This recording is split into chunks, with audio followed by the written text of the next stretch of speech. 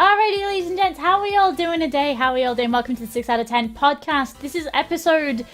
Oh no, I knew, it's gone. I think it's 16? I'm gonna go with 16. I am, as always, joined by the rather lovely, but this week rather sick school mother. Sam, how you doing, darling? Oh, not bad. I just decided to cough to the answer. Thanks. Just to underline the point. I wouldn't mind. My illness doesn't even involve a cough, but hey ho, why not add it effect? I like that I had to hand sign you which episode we're on. No, I didn't have the carousel. I mean, nobody saw. Nobody saw. Remembered. I totally remembered. And also this week we have the lovely Kemp Plays with us, who is you right? Tell us, and you also podcast, yes? Yeah, I do. Seem to do a little bit of everything these days. Cool. So I've got my site, Save State, where I write about games, largely indie games, but a little bit of everything. And I have a podcast which completely doesn't compete with yours, covering indie game news and such, called What's Indie News. Ooh, clever. I wish I'd have thought of... God, how long did it take for us to come up with this shite podcast? No, it's not a shite podcast name. It has a lovely, heartwarming story to it. And that is massively, massively important. But all these things have... But you do that with Jupiter, right? I do. So actually, I say I have a podcast. It's Jupiter's podcast that I co-host, and Joseph Hesketh also. So the three of us do it. Neat, there you go. Where can people find that, and where can people find your writings, and where can people find you? So, on Twitter, I'm KemPlays. Nice and simple. My writing is at savestate.co.uk. And the podcast, I believe we have a short link set up for various things. So YouTube one would be What's Indie News YT. And there's What's Indie News RSS, which I believe is the SoundCloud RSS feed for it. And it's also on iTunes, but I don't iTunes, so I wouldn't be able to tell you how to get there. Yeah, we set ours up on iTunes, and by saying that, I mean I went, Josh, who's the person that does all the editing stuff for us. Do you want? It's wonderful, and we love a lot. But do you want? We want it on the thing. Can you put the thing? Can you put, please? And that's about as far as I went with the iTunes process. I'll be honest. They trust me with RBS, and I think that's about as far as it goes. They didn't trust me that far. You're allowed Google Docs, but that's only because I can come in and change things if need be. That's how organised we are. But no, so you're quite a knowledgeable, level-headed kind of human being. So we figured we'd have you on. Now, unfortunately, this week is quite a heavy week. There's been a lot on in the news this week that is... there's a lot. Yeah, there's a lot that's been on this week that has been that's been quite damaging in various places, or at least I think so. There's a lot here that's got some kind of potential for real harm and misuse. So we're gonna start with something light and fluffy instead, because I can't deal with an entire podcast of dismal news. An entire podcast based around my constant mood. Pretty much. So we're going with light and fluffy to begin with, and then Sam can have his couple of moments, and then hopefully we can go back to light and fluffy again later on. But I feel like this is slowly becoming some kind of tradition, and I like this, and I think this is a feature that we should do every so often. And that's, hey, there's this really neat Kickstarter that I like. And I want to show you guys that there is actually some good going on in amongst all the bad. And we want to show you guys a Kickstarter for a game called King of the Hat. And it's pretty good. I like the look of this. I really like the look of this. I'm taking a little look over it, and it's just, I don't know. It's just very wholesome. Yeah. That's the only way I can possibly put it. Yeah. Like it's kind of same vein as being a slightly mean goose. Like it's just I'm going to beat you up and then step on your hat. Like... Well, it's this thing of it's a fighting game, kind of like Duck Game, that kind of whole Smash-esque kind of deal. But you throw your hat, and then if somebody steps on it, you die. And it's the story of all these wonderful characters, including a very nice lady with a tiara, and she hurls her tiara at people to knock their hat off, and then she stands on the hat and they die. Good. That's how I feel about any hat that I've ever owned. Don't say that. Corsair is sending me like 10 in the post over the next 2 days. Well, make sure you don't step on them. I complained I lost 1, so now they're going to send me 10 as a replacement because I can't be trusted. They know what you like. Ever. Yeah, pretty much. So are these little, cute, wholesome, niche indie games your kind of deal, Kemp? I love them.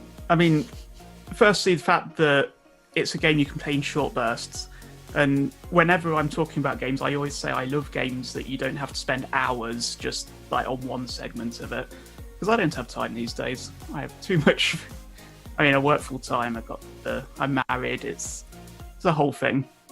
So things like Heat Signature came out last month, and you can play that in literally like minutes, just per mission. So you can just pop in, pop out whenever you want. And so this sort of game also, it really does feel that little niche that I need. And the art's adorable. So yeah, it's super, super cute. And I mean, you're married. I'm married. How difficult is it to find a game that you actually want to sit down and play together? It really is. like. It's one of those things where we saw the rise of couch co-op, right? And we saw things like Gang Beasts come to light, and that's great. But a lot of these pick up and put down games, you start to understand each other's patterns too well. And Duck Game, for me and him, is now like a game of chess. Because we both know when a map loads exactly where we're going to go and what we're going to do. So we scream at each other before the level's even started. And I think this is going to fall into a similar thing that you could pick this up and play this at any point with anybody, and it's just one of those perfect little party games, and that's really neat. That's really neat. Yeah. I like these little games, and I'm glad we're still getting them, Yeah, I mean, co-op especially is really good. So we have the usual consoles. We're about a generation or two behind at this point. But the Wii and the line from the Wii is the one that gets the most use, because we can just like boot up a cute game, play something co-op, and it's fun. Yep. I think there's something to be said for co-op where you can elbow each other in the ribs in order to get some form of advantage in the game. Like, I think that's an intrinsic part of couch gaming, and it's just something quite rewarding, throwing a pillow at someone in order to interrupt their view. But like, my only concern is it doesn't appear to have any support for online multiplayer. And whilst, yes, it's lovely being able to play couch co-op, and that's great, and it's fun, and it's got all of the joy of Mario Kart and fucking each other over by, nudging the button that releases their green shell just because they're about to be hit by a red one. It does limit the reach of the game, and therefore its success to a degree. And that now you say that, there is potential for it to go the way of Duck Game. Because don't forget, Duck Game started as it's going to be couch co-op and it's going to be very small, and this is it. And then Adult Swim went, "Hey, you got a good thing there. Can we help?" Hey guys. Hey. Yeah. And I think there's a lot of scope now with indie games where we're getting these not only publishers. I think we're getting these figures in the industry as well who will look in and go, "Hey, you've got a really neat thing there. Can we help you with that?" Look at Stardew Valley, for example. The Stardew Valley multiplayer update is only, the fact that we're getting it so early is thanks to the fact that the people at Chucklefish went, "Hey, we know how to do that. Like, I'll do one of those." And I think that's really nice. I think that's a really nice thing that we're in that position. So I never rule it out, I think. But even as a couch co-op game, you look at the Switch. The first time we all saw the Switch, we went, yeah, but who's going to detach the two controllers and hand a controller to a friend or whatever? Who's going to go to a basketball game, stop them playing basketball, and ask them to play basketball on their Switch? Who would do it? Right, but the day that Matt and I went, we could go out for a drive, and I went, nah, and I chucked him a controller and went, Mario Kart. And we sat there on the edge of a bed with the little screen on a chair, like 2 foot away, and we sat there and elbowed each other off the bed to play Mario Kart. So it happens. Like, it does. And I think there's a stretch goal on this for consoles. And I get the feeling that this Switch would be a really nice one for this to be on. Because, again, it fosters that couch co-op kind of feel, you know? Yeah, I mean, it feels almost too light-hearted for the main two, if you want to pose them as those. Like, they don't really feel like they should be that kind of game on there. I don't know why. Because you could put anything on there and it works, right? And everyone's got, well, a lot of more people have got these consoles than others. But they do seem more catered towards, hey, I'm going to blow this guy's face off, sort of stuff. I don't know. I'm kind of interested in the way that the PS4 is going right now in that regard, actually. The PS4 is seeing a lot of smaller, not to the same degree as the Switch is, because I mean with the Switch we've had things like Golf Story, which has somehow taken over my Twitter feed. I don't know where it came from, but off the back of the Twitter feed, I downloaded it and played it, and it was like £9 or something like that, and I haven't stopped yet. But again, it's one of these small titles that just kind of fits. And while I think the PS4 doesn't have it to that extent, I still think that exists on the PS4. I don't know. Like, I've just not seen like ignoring the kind of cutesy, fun sort of almost Nintendo style kind of aspect to that particular game. Like, as far as the indie scene's concerned, well, I mean, Xbox is kind of they got rid of the Xbox indie stuff altogether quite recently, didn't they? Or like the area that was handling it or something. I vaguely remember. No, they have a different program for indies now. Well, they've changed it. I see. ID at Xbox now. Yes, it's ID at Xbox now, but ID at Xbox. They required the previous thing. Yeah. Got it. But like for the PS, I don't know. Like I've never really been suggested an indie game on their store. Not that I spend tons of time on the PS4 store, you understand, but like, I've never been suggested an indie game on that store that has gone, oh yeah, it's worth a look, or like nothing's really struck me from there. And I don't know, maybe it's just a marketing thing. Maybe the titles are there, but they're just a little hidden. I don't know. Yeah, I'd say that they are there, but you know, it's a visibility thing for sure. Whereas the Switch has just had this update where it goes, hey, there's a ton more things in the store. Yeah. You can customize your newsfeed so that, you know, if you want to track releases like this, you can do. Have fun. That's really cool. It's a nice way to go about it. I think, you know, yeah, these different systems and storefronts need to be a customizable experience. They should be catered towards you. Even like Steam's storefront, whilst it supposedly picks up bits and pieces from what you've played and bought and whatever else. What did I get recommended? I got recommended one of the Huni Pop games because I played Euro Truck Simulator 2. I mean, I know there's that thing about truckers and the famous thing don't. Let's not. But he's a cut, so. Let's not. No, I agree with you. They should be tailored to some regard, and it'd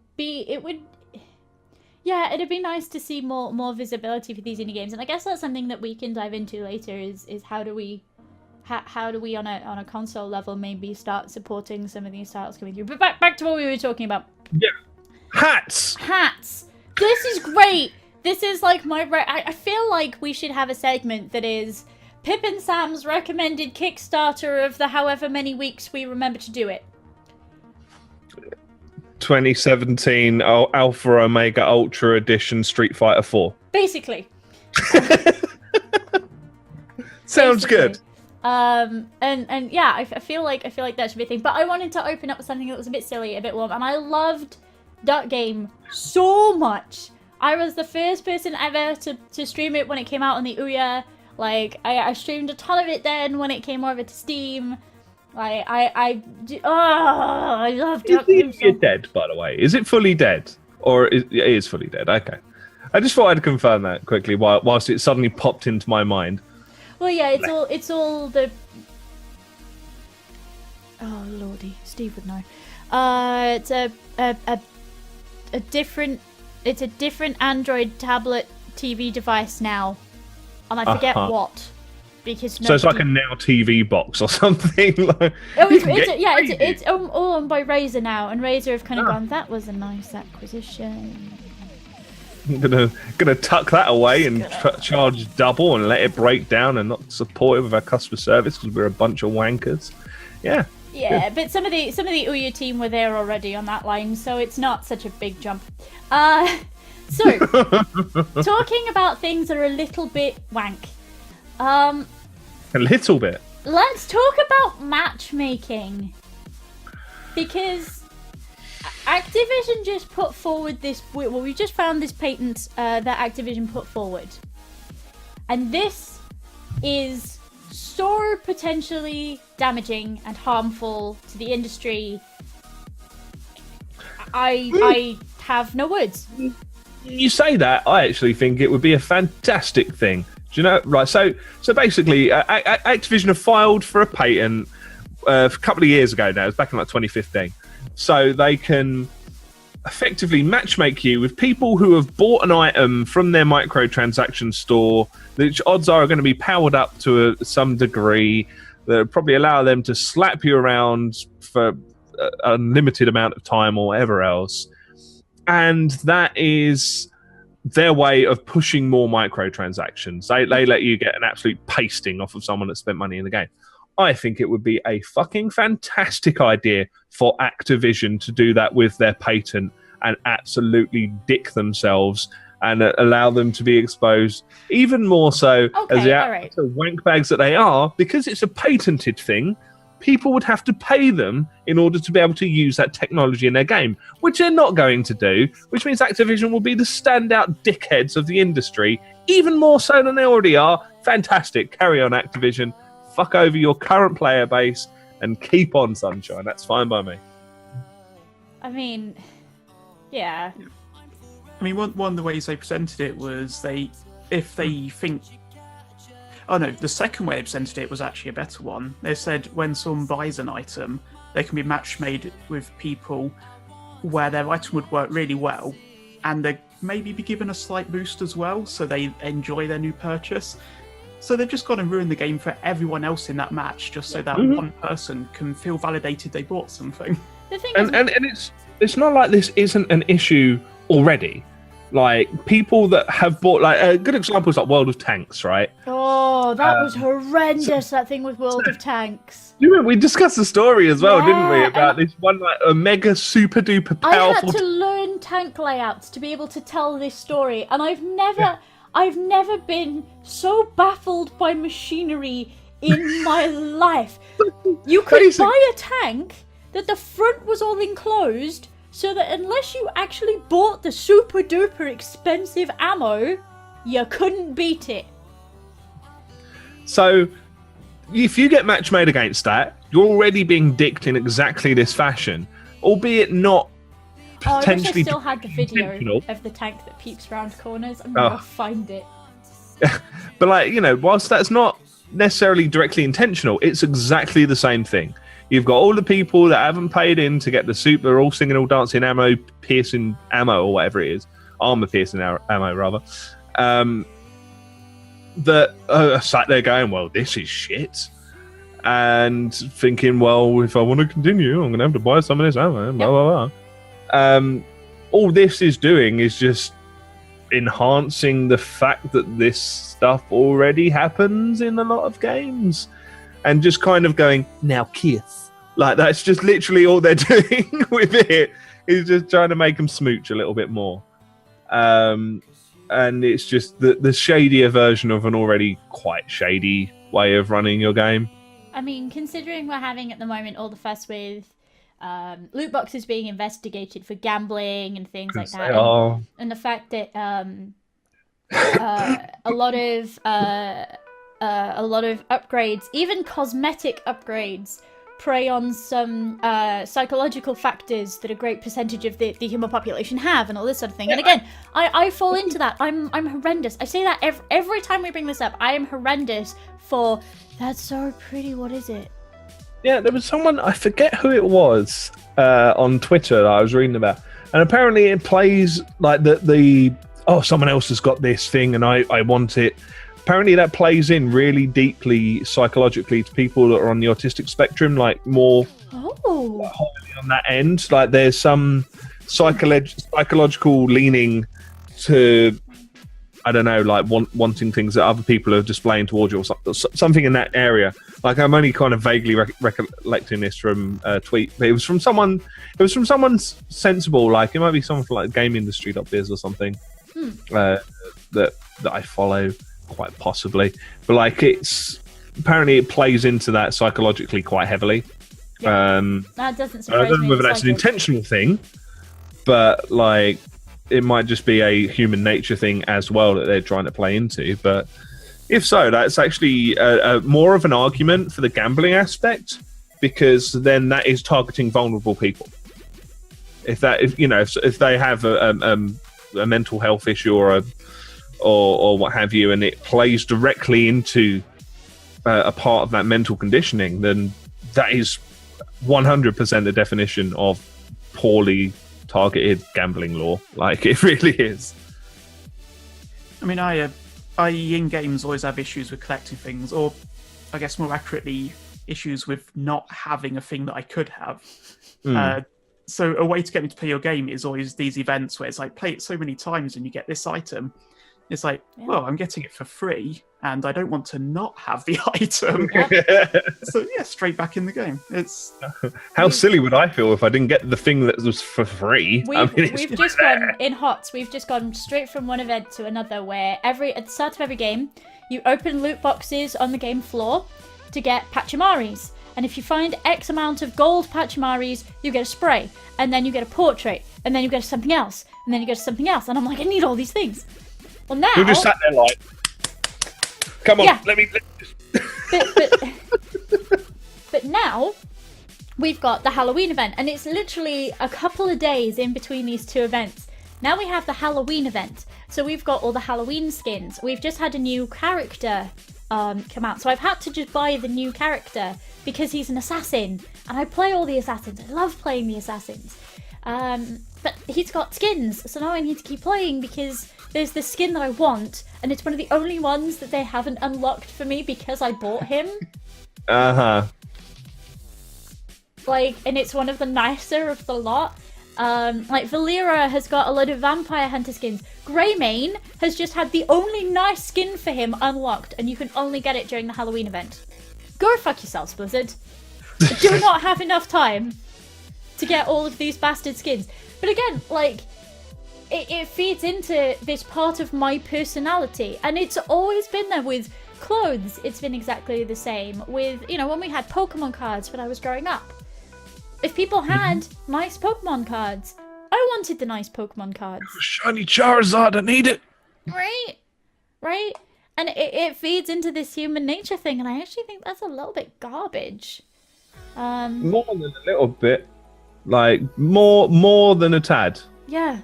And I really hope people look at this painting and they go, Jesus Christ, that's gross. Because it actually is. As if matchmaking wasn't bad enough in these games already. Right. Everybody complains about matchmaking in every game that I've ever seen. Every game that I've ever played, people complain about matchmaking. You look at the strides that Riot have taken to be able to get matchmaking to a place where actually you're going to get a balanced team and you're playing where you're comfortable, and you've got other people who are sort of comfortable where they're playing and things like that. Yeah. And then you've got this, where they're like, yeah, but if you're a high-profile player, I'm just going to jam you in a lower game. Have fun. It's just so directly scummy. As I say, it's literally going, I understand that this thing happens and it's really frustrating. And look at these buying patterns. Let's. Yep. That's literally all it is. Literally, like Montgomery Burns steepling his fingers. Like it's just so scuzzy. It really is. And it shows such an awareness of the industry, and then using it for evil. There's no other way of putting it. It's some supervillain shit, right? Something like that. At the top of Activision Tower, cackling into the night sky. Fuck off. That's all I have to say. And I mean, their excuse is that the game production costs are going up and all this sort of thing, which is why they need loot boxes and so on. But I mean, Dead Space 2, for example, cost them 60 million to make and another 60 million to market. Mm-hmm. They consider that to be sustainable, especially given how many years ago that was. What they must be now, I'd hate to think. Yeah, it's like they've put themselves in this situation where they need infinite money. Yeah, pretty much. I mean, I'm in that position as well. I don't fuck people over in the same fucking situation. Yeah. Like, I'm not sat here going, right, so in order to watch this stream... I mean... You see that person with a sub button there? Well, actually, no, I suppose we kind of are, aren't we? You've got these emotes because you've got my sub button. And I'm going to put you in a chat with other people that do have it and people that don't. Well, that's the thing. We don't sit there in other channels and go, hey... I'm Activision! Hey, there's these really nice emotes. Look at these really nice... Are they not... Because we could do a whole sketch, right? Where we walk into a chat and you use one of the Senshudo emotes. Or, like, you know, you use one of my emotes even. And then you come in and go, wow, that's a mighty nice emote you got there. I wonder. Where could I get one of these? Like, we're awful. We're the same people. We could run this entire shtick, right? Where, oh, you've just got to go over to twitch.tv/. Like, we could do that. But we don't, because we're nice As people. morally corrupt as Activision in some way, shape, or form, though.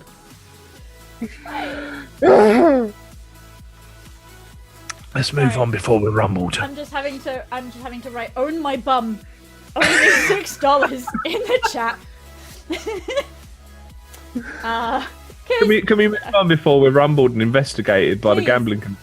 Please, yes, because the gambling committee have got enough on at the moment. Let's talk about more naughtiness. I told you we had so much naughtiness to discuss for this one.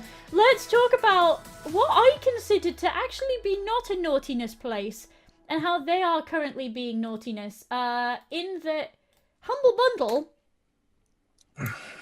have been bought by IGN. Yeah. Now, we all know, and it's almost a meme now, right? Oh, that one's above. Why is... Ooh. Well, I mean, we're actually, like, part of our naming is almost a kind of nudge each other in the ribs kind of joke about IGN. Like, the 6 out of 10 thing, whilst it also has bases in games involving horses and stuff like that, and it's a bit of a long trail of thought. But like one of the other things that it's based around is crap review scores just making absolutely no sense. Like 7 being perfect, and then as 6 AJ being Tastic shite. you put in the chat, 10 out of 10 IGN is just it's no thing, and it's 10 out of 10 was okay quite often in IGN's case, because it was very clear and transparent that they were being paid for reviews once upon a time, and who knows if they still are now. From bits and pieces I've seen around the internet, they probably still are. So for them to own a games publishing outlet, selling outlet. No, yes, they help with publishing now. Oh, right, okay.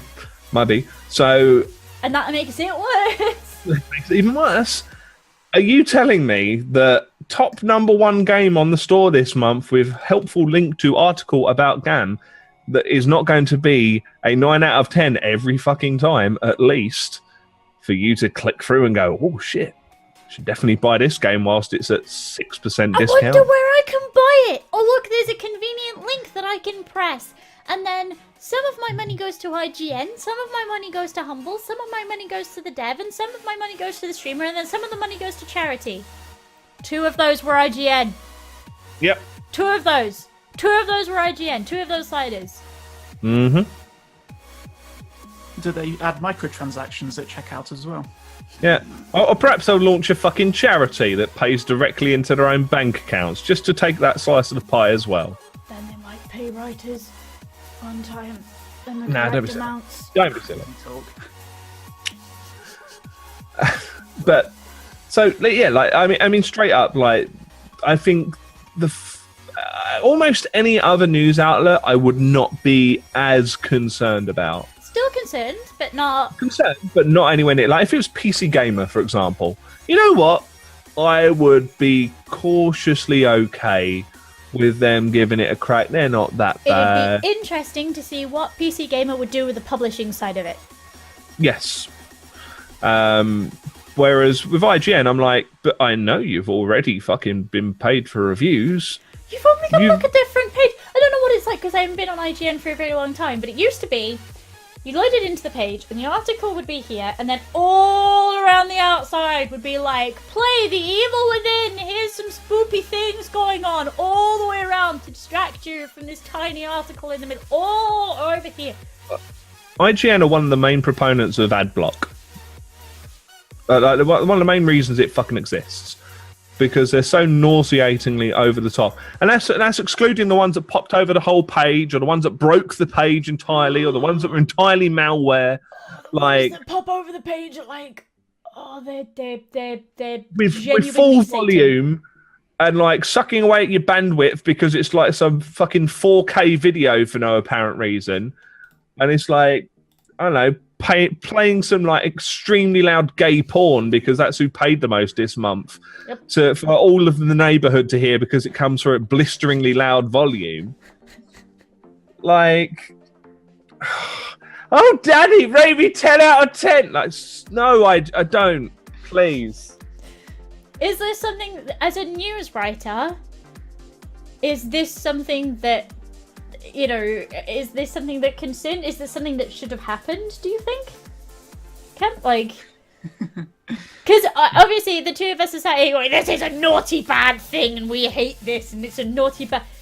Is there any potential for good here, or is this just like, hey, no? It's really hard to say because my initial reaction is exactly the same as yours, in that, yeah, you've got these people who write the articles, they do the publishing, they sell the games. There's so much chance for a conflict of interest there, just at every level. Is there any other instance of such a 360 solution in this space? I don't think there's any other, like even like Game, for example, the physical bricks and mortar store, whilst they would have like little bits of review online or whatever, they would typically link out to a third party for like a review. Like they've done that a little bit more recently than anything, but like they'll link to a third party review or something like that. I don't know of any other, like even in other industries, of anything being completely 360, telling you what to buy from like a position of authority, creating the thing for you to buy, and then selling you the thing to buy, all in one fell swoop. I don't know any other example. Because they've got their storefront, they've got their publishing house, right? It would be like I know, a newspaper also owning Tesco's, and then like having every other page being an advert for Tesco's. Yeah, like I'm sure like advertising standards or something would come down on that. Like I'm reasonably sure for like poorly competitive or something like that.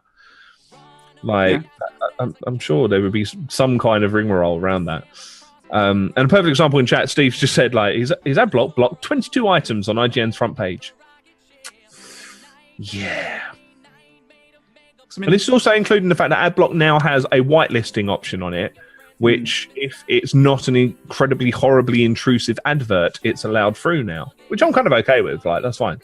I only block adverts for those horrible full page and this is going to warp the web page entirely because they can't code a website properly, bits and pieces and whatever else.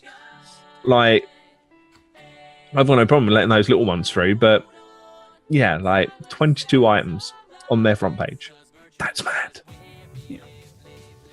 I mean, the thing is, everywhere that I know of that sells games and also reviews games is clearly the same site. Like, they're side by side. Whereas they're going to basically be sort of pretending they're independent, aren't they? It's two different companies. Yeah, unless they do a big rebrand, then yeah. And IGN are basically saying, like, we're going to be hands off. And I'm like, like Amazon are. Oh, funny. Like, hands in the fucking till, son. That's what you're going to be.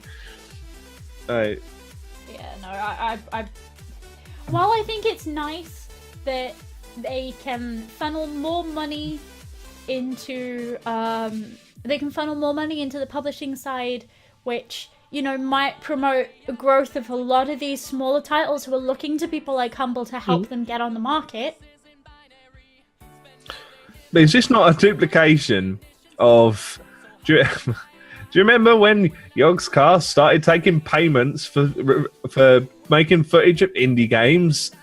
Because that wasn't scumbaggy in any way, shape or form. Is this not exactly the same thing? Like, is this not leading in the same direction? Is IGN, as part of their deal with Humble Bundle, if you want your game to be promoted on the store in some way, shape or form, you pay them X amount of money, and if you pay an extra bit of money, it also includes a fucking 10 out of 10 review. Yeah, it's difficult, isn't it? Because so open to abuse. It's ridiculous. Yeah, because unfortunately that attitude is so common. I mean, there are still content creators out there at the moment who are like, oh, if you want an interview with me, it costs £10. If you then want... Sorry, it's because Sam knows who I'm talking about. If you want, I think it was if you want an interview with me, it's £10. If you want then promotion through my site for more than just the one instance, so if you want like the announcement to be retweeted later on in the day, that's an extra £2 for every time that I do it. It's a thing that you find content creators do, and it's like, but I can understand if you're taking the time to write about something being paid to write, if you're taking the time to play something on stream and it's taking up your time. Absolutely, sure, not a problem. But that shouldn't influence. There shouldn't be an influencing line there anywhere. I mean, here's my kind of take on it. I will never take an indie game developer's money unless they're saying, play this game that has fuck all to do with any of your interests whatsoever, and you have no interest in playing it, even on your spare time. In which case, I'll be like, yeah, if you want me to play this, then you're going to have to incentivize it, because I will otherwise never play this game. If I already have an interest in the game, of course I'll fucking play it, like, or review it, or interview, or whatever. Like, you're an indie developer, you can't afford to pay for these things. Like, that's kind of fine, you know? But yeah, if you want me to, like, I don't know, fucking review your indie version of FIFA or something, then yeah, you're gonna have to pay me a little bit of cash for some stream time on that. Like, the other problem that I see potentially arising here is financial gatekeeping, right? So publishing costs are always going to be a thing. The pack costs for marketing a game, they're always going to be a thing. Like, hey, if you put in X amount, then we'll do X for you. But does the inclusion of IGN push that price up, which pushes out the developers who maybe needed the help in the first place? Because I think these are bigger amounts than most people expect, but they're still paid so that these games get marketing, and they're still whatever. I'll pay Sam to review the entire IGN website with ad blocker turned off, says Old School Englander, and I feel like we should make video content where I make you review websites. How many zeros are you putting on that check? Like, we'll talk. Yeah, and I worry if this then pushes away the developers who maybe need the help in the first place, who would go to somebody like Humble. Yeah. But I mean, there are other storefronts in a similar vein, I guess, but they're not as well known or well run or well promoted as Humble. So You know, definitely. the itch one is finally starting to see some real traction. Good. And I I'm like really glad. I really like Itch. Actually, recently, given the choice between Itch and Steam, I've been buying on Itch just every time. Well, more goes to the publisher from or the developer from Itch. Is it 100% on Itch? No, they can choose how much they want to give to Itch, I think.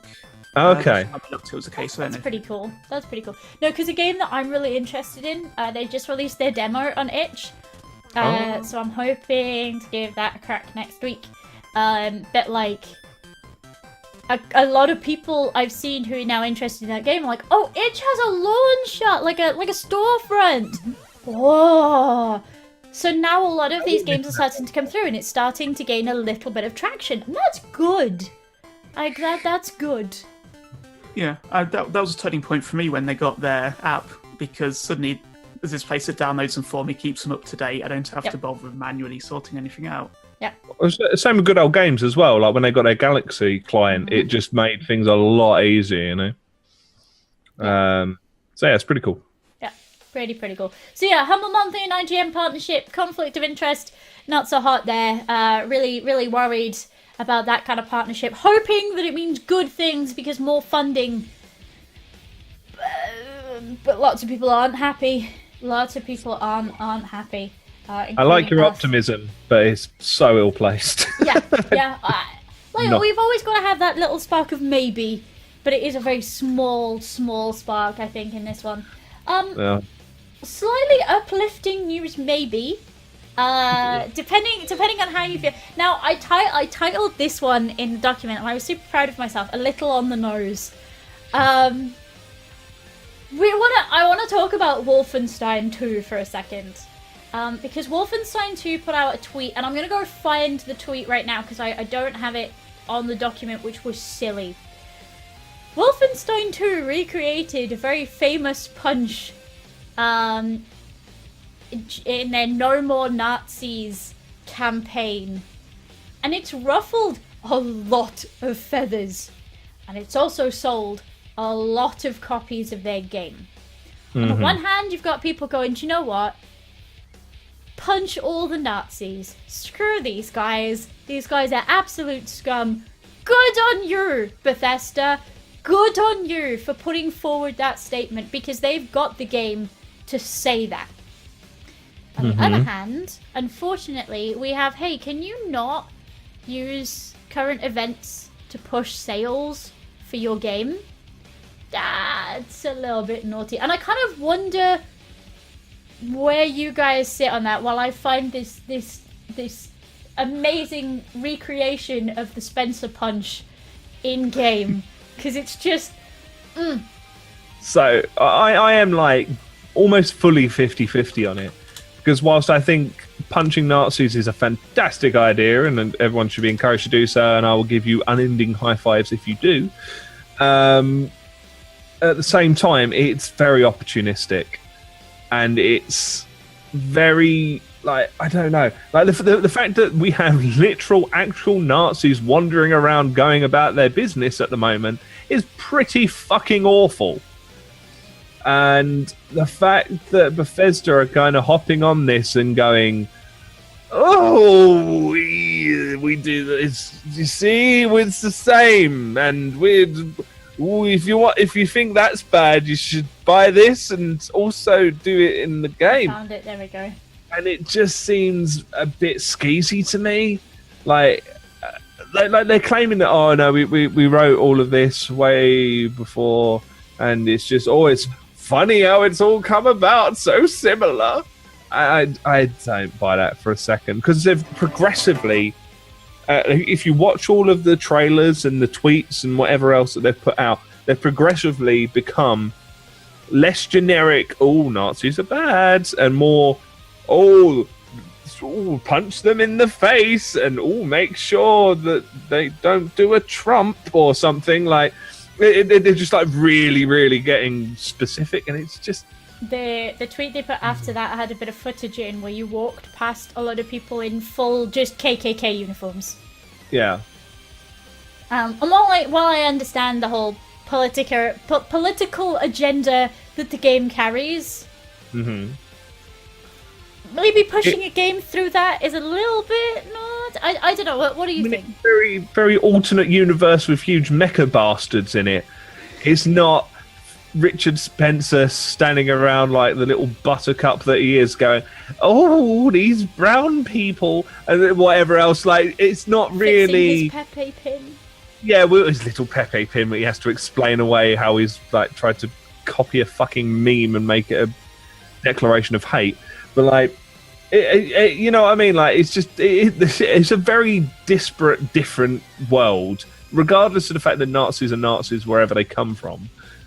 It's still a pretty hard sell for me, for you to turn around and be like, "Oh yeah, but look, this is the same, right?" And it just so happens that this occurred, and they're really good at boys. They just predict things in the world, like Mystic Meg. Like, I don't buy it. See, the thing is that, capitalizing on current events to sell a game is a bit, like you say. But if I was on the marketing team, I'm not sure I could resist doing that either. Mm. Yep. It's the thing of that thing that the punching video where it literally says, like, if you're a Nazi, and then it punches and they're like, get the fuck out. It's a flip. It's a flip. It's the same kind of action. Yeah. I'm gonna be honest, right? Whoever it was who made that and who put it forward to Bethesda and went, we should tweet this, right? Good on him. Sorry. Like, I know it's naughty bad that they're capitalizing on stuff that's going on at the moment, and it's all horrendous, all this stuff that's going on. They literally have a game about Nazis, and they can remind people that this is a game about beating the shit out of Nazis. Good, go. Like, remind us. Please remind us. I just think it's a great idea, and I think it's very good. I think he could have just tweeted it on his own account. I don't think it needs to be used as a marketing tool. But then it's difficult, because you can say all day that nothing came out bad out of a single punch, but you look at all the tragedy that's going on at the moment, and that's not true. That's not true. There's so much just... I mean, I don't have figures to hand of how many people have died just in the recent spate of the uprising of Nazism just being out on the fucking streets, and how many people have suffered at their hands and whatever else. And I think relatively trivializing it in the form of promoting a game is a little distasteful. But you have a really solid platform to say, hey guys, please remember that Nazis are bad. You see those current events? Please don't ever forget that Nazis are bad. And while they're not... I think that there's basically two camps, isn't there, really? There are people that understand Nazis are bad, and there are Nazis. Like, there's not really much room in between. But for a lot of young people at the moment, they don't understand. They literally do not understand the difference. How young is young, though? Because this is an 18+. Twitter's not an 18+ site, though.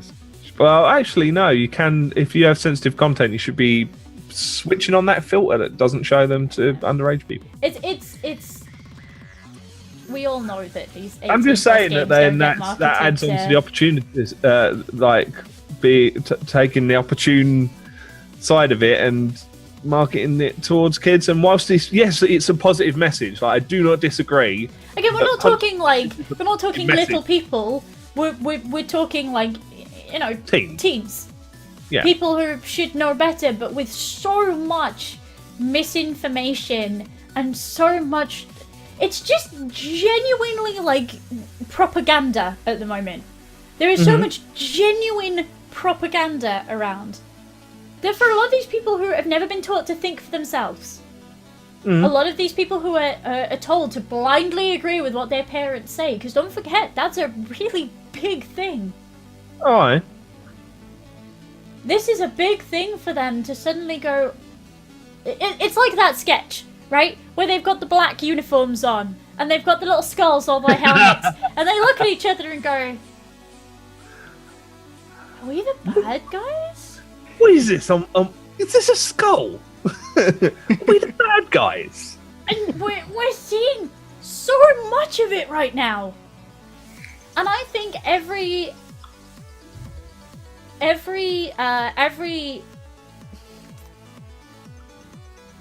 me word this right, because again, my English is sometimes not so hot. But every platform that has a political stance at the moment, and Wolfenstein most definitely does. It's alternate history, but it's based on real history. These are, real Nazis. They follow the same principles as real Nazis did. If they are not speaking up right now, that's saying something in itself, I think.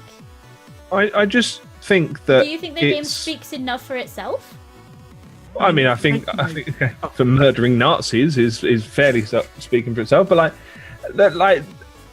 the thing for me is, I think that these things have been made for the purpose of selling copies of the game. Mm-hmm. And yes, they also provide a message that's good and positive and fuck Nazis and whatever else. It's not what they're trying to do. They're not trying to push that agenda or message by making these trailers. That's a positive side effect of what they're doing, but those trailers exist to sell copies of the game. And that's where the irk comes, and that's where the rub comes for me. Because don't take advantage of people suffering and having to deal with bullshit for the purpose sales. of making money for your game. Like that's what strikes me as really skeezy. I mean, like you said a moment ago, Pip, if you make a game about Nazis in America and you ignore the fact that there's Nazis in America when you're advertising it, isn't that also a political stance? Yeah. And this is the thing that catches me, is that there's a lot of umming and ahhing at the moment from a lot of these, and it's been said in chat, from a lot of these in-between sources. We have the hashtag not all X. Yeah. Right? And I think it's important for, again, a lot of these people who are growing up under the influence of parents, and I mean, I can speak as one of them. My parents don't believe in sending out foreign aid. They my parents, my mother, she's wonderful, but she doesn't believe in sending out help to other countries. And for a long while, I was convinced that was the attitude to take. I speak as somebody who, growing up, had a lot of, hey, this is what we believe. You can think for yourself, that's fine, but this is what we believe. Mm-hmm. Right? And I think it's important that we have these statements that downright say, you know what? This is a bad thing. And we need to combat this. And I understand it's naughty that it sells copies of the game. But at the moment, I think the more voices we have that say this behavior is inherently bad, because it is inherently bad, the more people who are suddenly going to look at it and go, geez, yeah, no, that is inherently bad. Do you know what I mean? Like, I just don't see it in the same way, because I think they could literally have gone, we have made a game about killing Nazis. Equally, there are Nazis and they're bad, and you should not be promoting them or agreeing with them or supporting them or anything like that. I don't think it needs to directly mimic the real world events and stuff. It feels wrong. It feels dirty.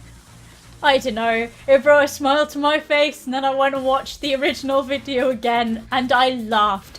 Because genuinely, fuck those people. Like, yeah. And again, like, I understand how the internet works, and now there's somebody super angry typing on their keyboard, fucking SJW, sure, whatever. Like, genuinely, these people are not nice human beings. And while I don't condone violence against people, I think in this particular case, where discussion isn't working, something needs to snap. Something needs to break. And that was a really important breaking point. And the more you remind people of that breaking point, the more you cement it in their mind. This is a thing that's happening. This is a thing that's real. Mm-hmm. This is a thing that is real. Go through this game. Please remember when you are playing it, if you indeed play it, that these are real things that could and are happening. And yeah, okay, the game is tongue-in-cheek, giant mechs, blah, blah, blah, blah, blah. It doesn't stop those viewpoints that they have coming across, and they're exactly the same viewpoints as we have currently. And they suck. They actually suck. I just... I don't know. I think we'll end up disagree on it, because I think there are ways and means, and again, this isn't the right one. I know it's naughty bad, but I'm kind of in the same camp as Kemp in that I understand why. And yeah, I mean, I get it. I totally get it. That's the thing. I totally 100% get it. Yep. Like, I'm totally behind that as a movement. Like, I totally 100%. But like, I just think it's like, it's not disrespectful to Nazi. I think it's disrespectful to the people that are and have suffered under the hands of them, and that especially like this modern fucking twist on an old classic country. Like, I don't know. I mean, maybe it's their opinion to give and not my opinion to press upon them, but that's how it feels to me. Okay. Oh, we've got even more country to talk about, and I'm so sorry that I put it this way around. Fuck EA. Ba ba ba ba da da. Fuck EA. I genuinely think at this point the EA need a villainous theme to play whenever anybody discusses them, because they take a tiny step in the just a small step in the right direction, and then from the rafters they go, "Hey, actually, we're scum," and they. Activision, what are you doing with those microtransaction things? Well, fuck Visceral, they're gone. That's literally what EA has done. It's just one-upmanship. All right. I mean, this is EA from the beginning, though, isn't it? They take over an IP, they usually release a fairly mediocre sequel, and then kill off the studio. Yep. And that's what they do every single time. Yep. Wholeheartedly. I mean, you look at things like the Dungeon Keeper mobile game. If you ever needed an example of them going, "This game was good, how do we make it make lots of money for us? We'll make this terrible thing. People will buy it." Can I just top the article that was put in for this, because I think this is the perfect demonstration of EA. Yes. So this was like a folk exclusive from Destructoid. So it's like basically a fucking chive article on Destructoid, which is EA celebrates Halloween by decorating their office with tombstones of all the studios that they've closed down and killed off. And they could decorate fucking miles and miles with all the poor bastards that they've slaughtered. Yeah, Westwood was mentioned in chat. I will never forgive them for Westwood. And I will never forgive them for Mass Effect Andromeda, because you know that was fucking punted out the door by an executive before it was ready, way before it was ready. It was also put into the hands of some very, very inexperienced people at a studio as well. Studio that produced Andromeda had previously made DLC for Mass Effect 3. That's it. So, the story here for you guys who've missed it is that they put out an exciting announcement about Star Wars. And the exciting announcement was that they looked at recent market trends and realized that a single-player experience wasn't what consumers wanted. Instead, they wanted an experience that could be long-lived. which means something with some form of loot box or microtransaction or some manner of bullshittery in that regard. And so they were pivoting design, taking Visceral off, and closing Visceral. That was their exciting announcement. Please. We are going to discuss a little bit later on how we help single-player games, but this is basically EA saying, hey, you know single-player games? They're dead. There's no money in them. Nobody's going to make them anymore. Bye. I tell you what. So the better news than the one that the EA announced around Visceral that came out this week was the stomach bug that I got, which caused me to projectile vomit and almost shit myself from the force of it at the same time. Now that is actually somehow slightly better news than what they put out as like worth sending a fucking press release around. Like how can you even with a glow of pride walk up to someone and provide that as news, as something that you really want to be reported upon? Don't expect anything other than a shit sandwich in return. Like, I don't understand. I mean, the best interpretation I can come up with, the best case interpretation, is they're changing from linear story-based to open world and still single-player, but even then, that's going to be like an incredibly generic open world game once they've got their hands on it. And that's the best case. Most of it, like you say, is just multiplayer, loot boxes everywhere. Yeah. And it's going to be the same generic fucking game that everyone is releasing. Yeah. Because it's the current meme, isn't it? Like that's just the one game that everyone makes. It's the game that Ubisoft's been making for fucking years. But it's perfectly okay because what they can do is they can hide the actual ending to the game behind loot boxes. And then when enough people find the actual ending to the game, because they've bought 500 loot boxes to access it, then you can put the actual ending in some DLC 3 months down the line. Well, that fucking Molyneux game. That when we had to tap to the centre of the cube and you could buy more cubes, so add to the prick. Yep.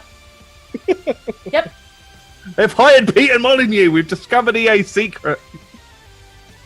Well, I don't... Just leave them alone. just... Bullfrog, leave them alone. Poor they made Bullfrog. Fucking games. Maxis didn't want to put always online in SimCity. Didn't want to make the cities the size of a postage stamp. Were fucking forced to by EA. And that game didn't sell very well. Best we make you crumble. Maxis have just released a DLC for Sims 4. It's either just released or it's on the way. A Laundry Day DLC pack. Don't tell me that Maxis employees sat there and went, do you know what would drive player engagement through the roof? Washing lines. Well, I mean, Maxis don't exist anymore. Like they're gone. They're swallowed up by. But they, yeah. Right. Oh yeah, SimCity Build It as well.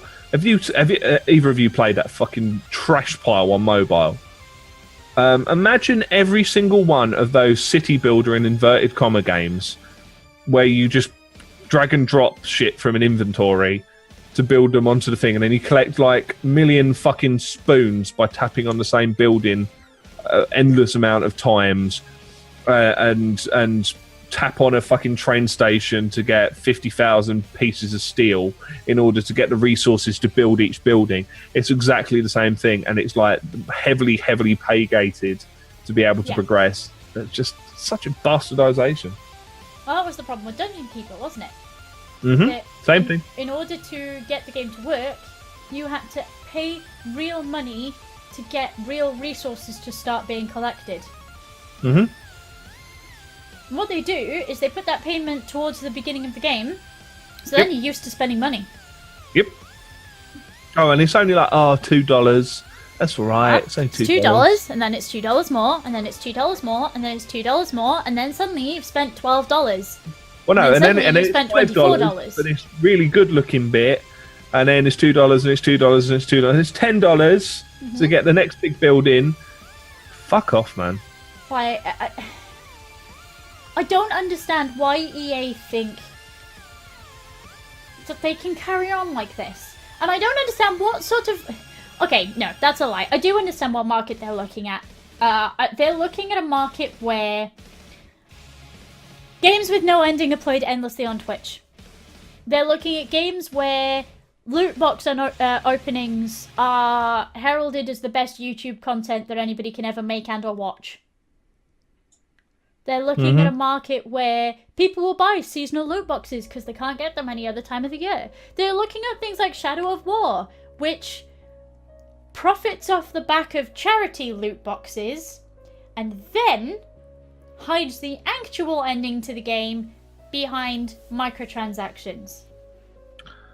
Do you think that they're like the people at the head of EA, and I'd argue perhaps Ubisoft as well, although they're getting a little bit better nowadays, like over the past year or so, but still. Do you reckon they're just like 10, 20 years the wrong side of being in the industry? Well, because that's how it seems like. They're super detached and they're not engaged and they've not got their finger on the pulse of what people actually want. They've got their finger on the pulse of what this spreadsheet says people want, which is just no reflection. I wondered, and I don't know if you guys watched any South Park while the election was on, but the way that South Park worked while the election was on was that Trump did everything humanely possible to alienate voters because he didn't want to be president. He suddenly realized what a giant job being president was, and he insulted people. Garrison playing the part of Trump. He insulted people, assaulted people, refused to turn up to work. Like, my dick's feeling really dry. Right? This whole thing, right? And that's kind of how I imagine EA to be. They don't want to be a company anymore. They don't want to be a company anymore. So they're like, okay, what can we do to lose the people's trust? My dick's feeling really dry. Stop buying our games. You know what would make my really help my dick? Some lips around it. Like just genuinely, I think they're sat there in an office going, hey, how do we piss off women? Let's piss off women. Let's stop women from buying our games. How do we piss off women? What do women not like? Let's do that. And then, like... It's like, how do we make people not able to play the game? What if the tutorial was a DLC? Right? What if they've got to buy the tutorial in the season pass? So, season pass sales are skyrocketing. They say it's really good value because it comes in, like, at day one. What? Like... I just... it genuinely feels like that's what they're doing. They're attempting to massively alienate themselves within the industry. They're looking to ruin themselves, but instead people are buying into it. I just think that they have no grasp on what the market actually wants and needs, or even cares about. All they see is just some people have done some analysis on what's working at the moment and not taken any context with it. So, like, Overwatch loot boxes do really, really well, and there's people buy loads of them, and they love the seasonal ones, and we should do the lots of different bits and pieces and blah blah blah. But they're not taking into account that Overwatch is a very well put together game, and it has loads of content being put out for free in the form of maps and different character updates. And it was free to begin with. Yeah. Like, no, it wasn't free to begin with. No, you have to pay for it, but like all of the map updates and the additional characters and stuff. They all arrive for free. Yeah, sorry, that was where my brain was at. But you know what I mean? Like, there's no season pass with Overwatch. No. Sorry, my entire brain went to the League of Legends model where you have to like buy the heroes. But of course, in Overwatch, that's not how it works. You buy the game and you get everything you need. Yeah, and as it's developed, it continually is being spat out and whatever else. And it just feels like literally some dickhead in the analysis department has just sat there and gone, well, Overwatch's box sales are up 3,000% this quarter because they've done a special edition Halloween one. So we're going to add that into every game ever made, without taking into account that the game itself is very well put together. And it's not reliant on those loot boxes. Yeah. And that's the big thing that I didn't like with the way Shadow of War was doing stuff. is that you are in no way reliant on those boxes. Whereas from my understanding from a bunch of people who I know who've played the game, Shadow of War can be grindy without having had those boxes. If you're looking to put, you're hoping when you buy your box that you get X-Gun 32 because it's got a, it's got a better mag and it's silenced. Yeah. Like that's a core part of the game, whereas cosmetics aren't. And while cosmetic pressure is still there, again, it's something we talk about a lot. These people who, myself included, look at skins and go, I want that one. How do I get that one? It's not an integral part of the game. I am still able to play the game the same as everybody else without it. Yeah, but you know what I mean? Like, I think that's what EA does almost. Like they take the numbers and the very nice part of, oh look, sales are up, and just completely ignore all of the things that allow that to occur, and just try to jam it in their square peg round hole sort of scenario, and just fuck up their game content continually with it. You can tell with all, like the Dungeon Keeper game, the SimCity Build It, and whatever other bastardized fucking things that they've done in the same sort of vein. You can tell that they looked at Farmville or similar bits and pieces like that and went, whoa, look at their sales numbers, and made a fucked version of those games with all of those sales figures in there. That's what this statement says. We have looked at current market trends and so have pivoted the design. Yeah. What games do you know who have been in development for X time? How many can you name that have been in development for X time and then the design gets pivoted and then they get released? How many of those are good? I mean, no. How many games started out as something and then... What's the other one that I can think of like that? Oh, Final Fantasy fucking 15! More pivots than fucking Ross Geller at Friends. Oh, he mentioned Friends. Pivot! Like, I'm trying to rack my brain, because you look at things like Andromeda. Andromeda, we know, got changed at some point. It got changed. The way that the character models were built had to be changed, which is why they're all glassy. Let me clue you in on something, right? So I shouldn't tell you this, but I'm going to tell all of you this because I don't care. So Mass Effect Andromeda was in development for ages, and it was originally going to be a procedurally generated thing because they wanted to the studio wanted to cock around procedurally generated thing, and then they got really close to release and went, oh shit, we haven't made a game, and rushed it. That's why Andromeda was the way it was, and it wasn't given the extra time to be finished. There you go. There's a story. Okay, Kemp. Are you somebody who buys loot boxes? Are you somebody who plays these endless kind of games? Are you a part of this culture, or are you somebody who stays away from it, or? I tend to stay away, to be honest. I don't have the time for the sort of games, the sort of good games that have loot boxes are the sort of games you sink a lot of time into. And I don't have that time, basically. And the other games, well, I mean, I have been known to buy one from time to time if I play a game a lot, but it's not really something I put a lot into. Yeah. No, I mean, I play... What do I play? I play Heroes, but I buy the hero that I want when it comes out. I don't tend to reroll boxes. Just buy the whole lot or whatever, just for the sake of... Because you get boxes when you level up characters and blah, blah, blah, and you can spend money to reroll them. Oh, okay. I don't do that. I don't spend the money to reroll. I just open them, put them aside, whatever. But you can get characters in those boxes. So whereas you might spend a couple of quid to buy this character and this character, instead you might get them in one of your free boxes at the end of the thing. But that follows the kind of League of Legends model, where it's a free game. Mm-hmm. And you pay in either time or you pay in, actual currency. So I didn't have the time to grind up enough money to get the new hero, so I just bought him flat out. Yeah. That way I'm in control of what I buy and what I don't buy. and most things except for sort of holiday skins are on sale all of the time. Yeah.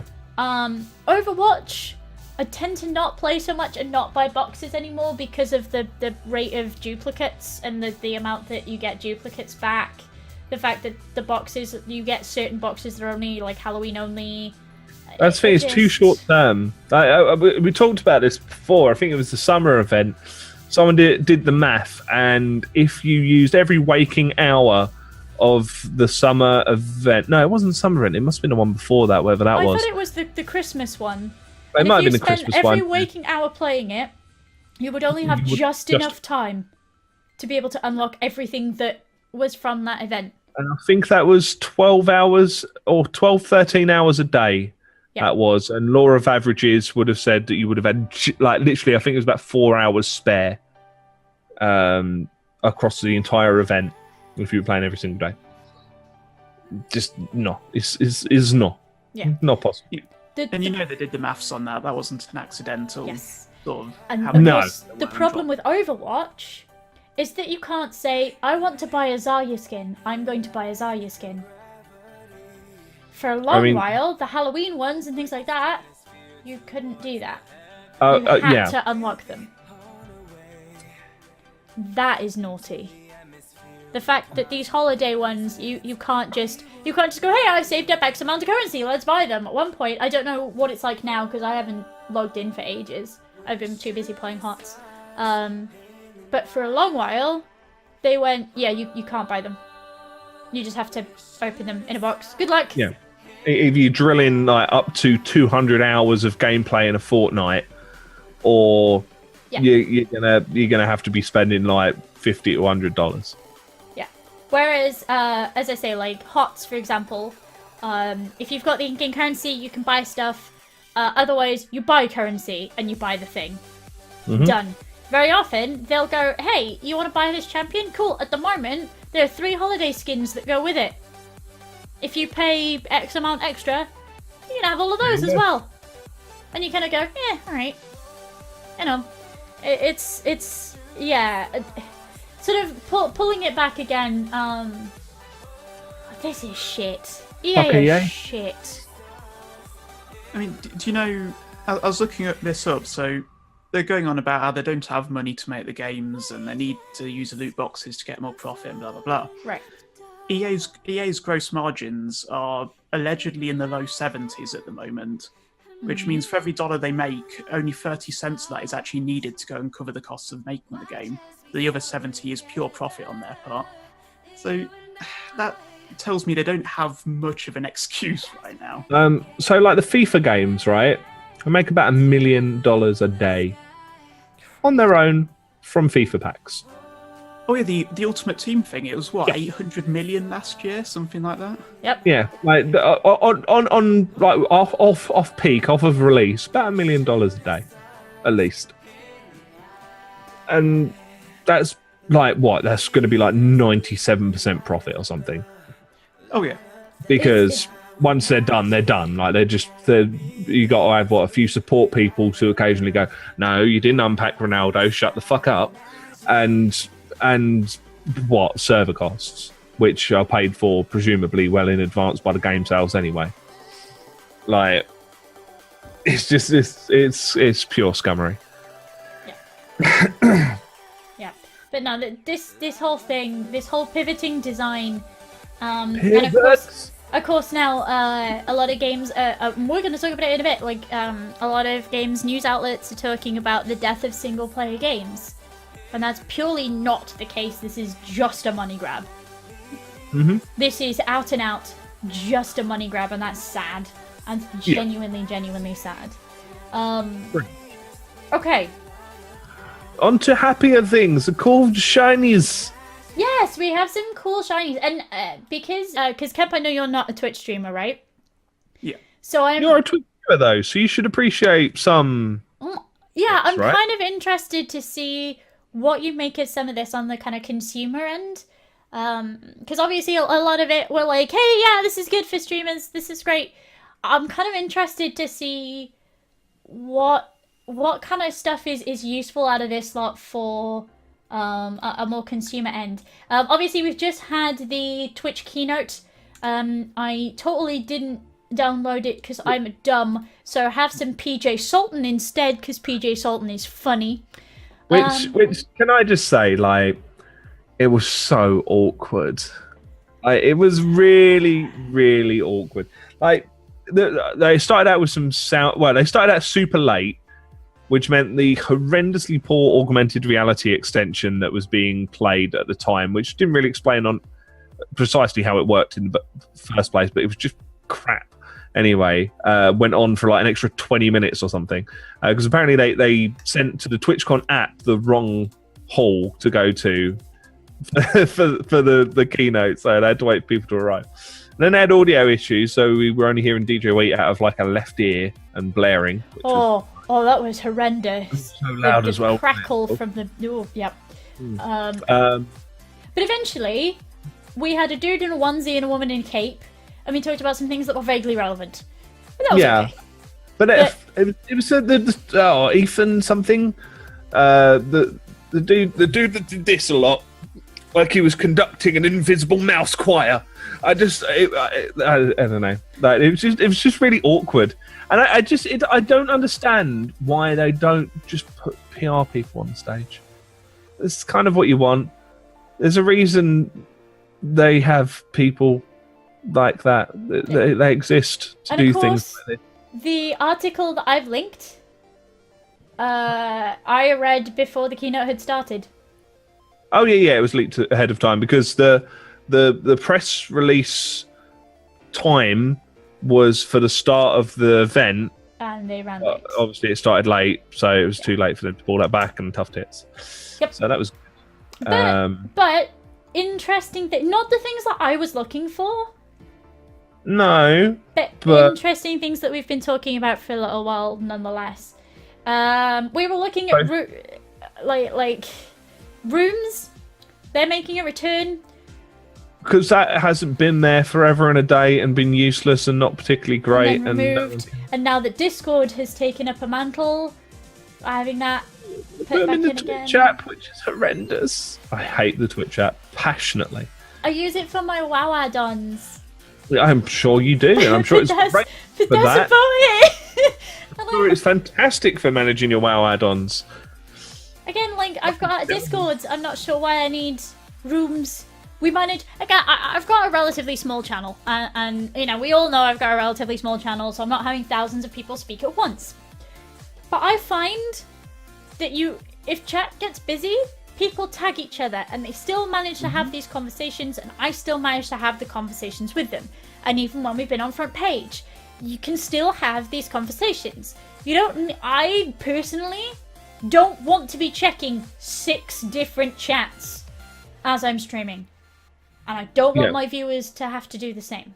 So that's kind of weird, and I don't like it. I mean, is that something that you would use? You have Discord already. Do you want to be in more than one chat at once? No. Not at all. Oh, sorry, go on. No, I was going to say, I don't like the idea either of being in 6 different chats or having to choose between 6 different chats. No. I just want to be in the chat. I don't mind having a tab for my moderators and a tab for everybody else, so that I can go, mods, I'm going to go for a break in 5 minutes. Can you make sure chat behave? And mods go, yeah, we got the plebs. It's good. It's fine. and mods go, no. Right. And then they talk about how much I smell in the moderator. But then, once they're in normal chat, we all look very professional and we look like we're working like a team. I don't want to have to moderate 6 frickin' chats. Because the guys who play... we've been playing Renowned Explorers recently, right? So the guys who know Renowned Explorers are having a chat in there. General chat is talking about bums. And then we have games chat, which is talking about the new releases. And we have the League chat, which is talking about what SKT versus Misfits, right?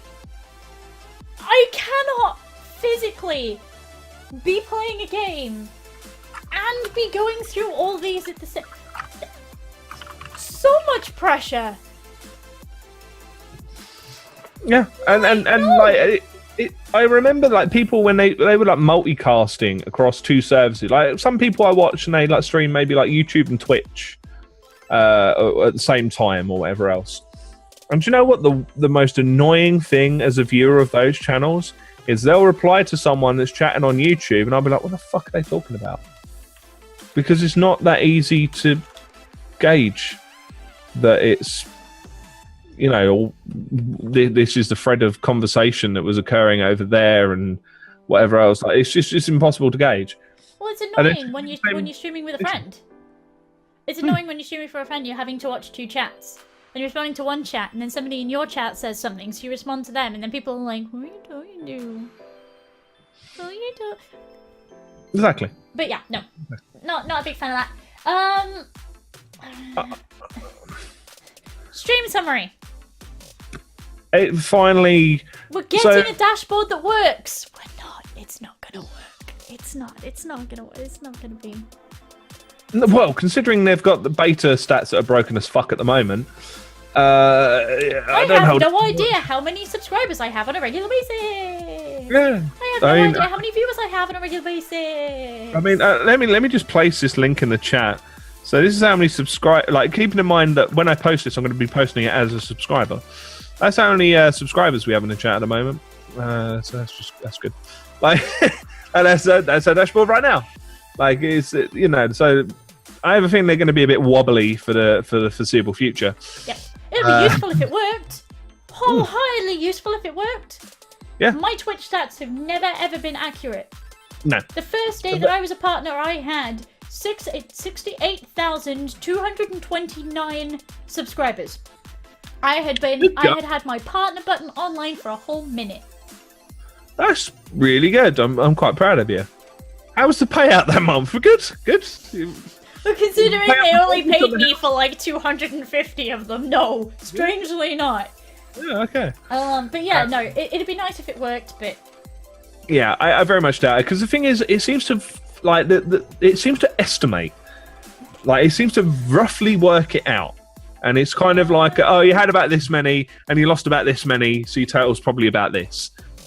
Now, speaking as someone who creates, well, I don't personally create it, but is involved in a company what creates things that do stuff with the stats around there, it's not that big of an ask to compile all of this data. We do it. Even on the scale that Twitch do it, involving every single channel on the website, it's not that hard. Our stats are generally much more accurate than Twitch's. But fancy. The one that gets me is they're still not addressing this whole, hey, any hosted views you get, you don't actually get them as views. Also, we're going to tell you a number between 0 and 28 billion, and the actual number that you are being hosted by is anywhere in between those two numbers. Some days you'll host up somebody in your stream and get and it'll say, hey, like, you've hosted for 100 people when you had 50 viewing, right? For example. Some days it goes, hey, you've hosted for 5 people when you had. Some days it'll say 0.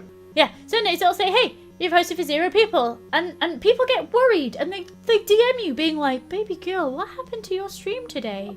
I mean, I don't get that many. I don't get that many viewers on the regular. I hosted someone with like 100 and some, and that, for me, that's pretty fucking good going, right? And it came up saying 0, and I have never been so fucking disheartened in my life. I was there in the chat like, honest, they were there. I'm sure they haven't left. Who brought you friends? It really upset me because I brought you people. I did a good today. It's disheartening when you see like somebody's hosted you for 20 people, somebody's hosted you for 19 people, somebody's hosted you for 70 people, somebody's hosted you for 33 people, but you don't see any translation come through. So I'm hoping now with this stats page that we're going to see more accurate stats, but I think it's going to be a little while. I mean, to be honest here, the things in this list are things I figured you had already. Right. It'd be nice, wouldn't it? Premiers, I think, are quite nice, but I think we were all just kind of making those ourselves. It's something that I've talked about for a long while with my community, this whole thing of, hey, we'll sit down and watch my uploaded content together, like a TV show. That's a thing that we're doing already. Raids.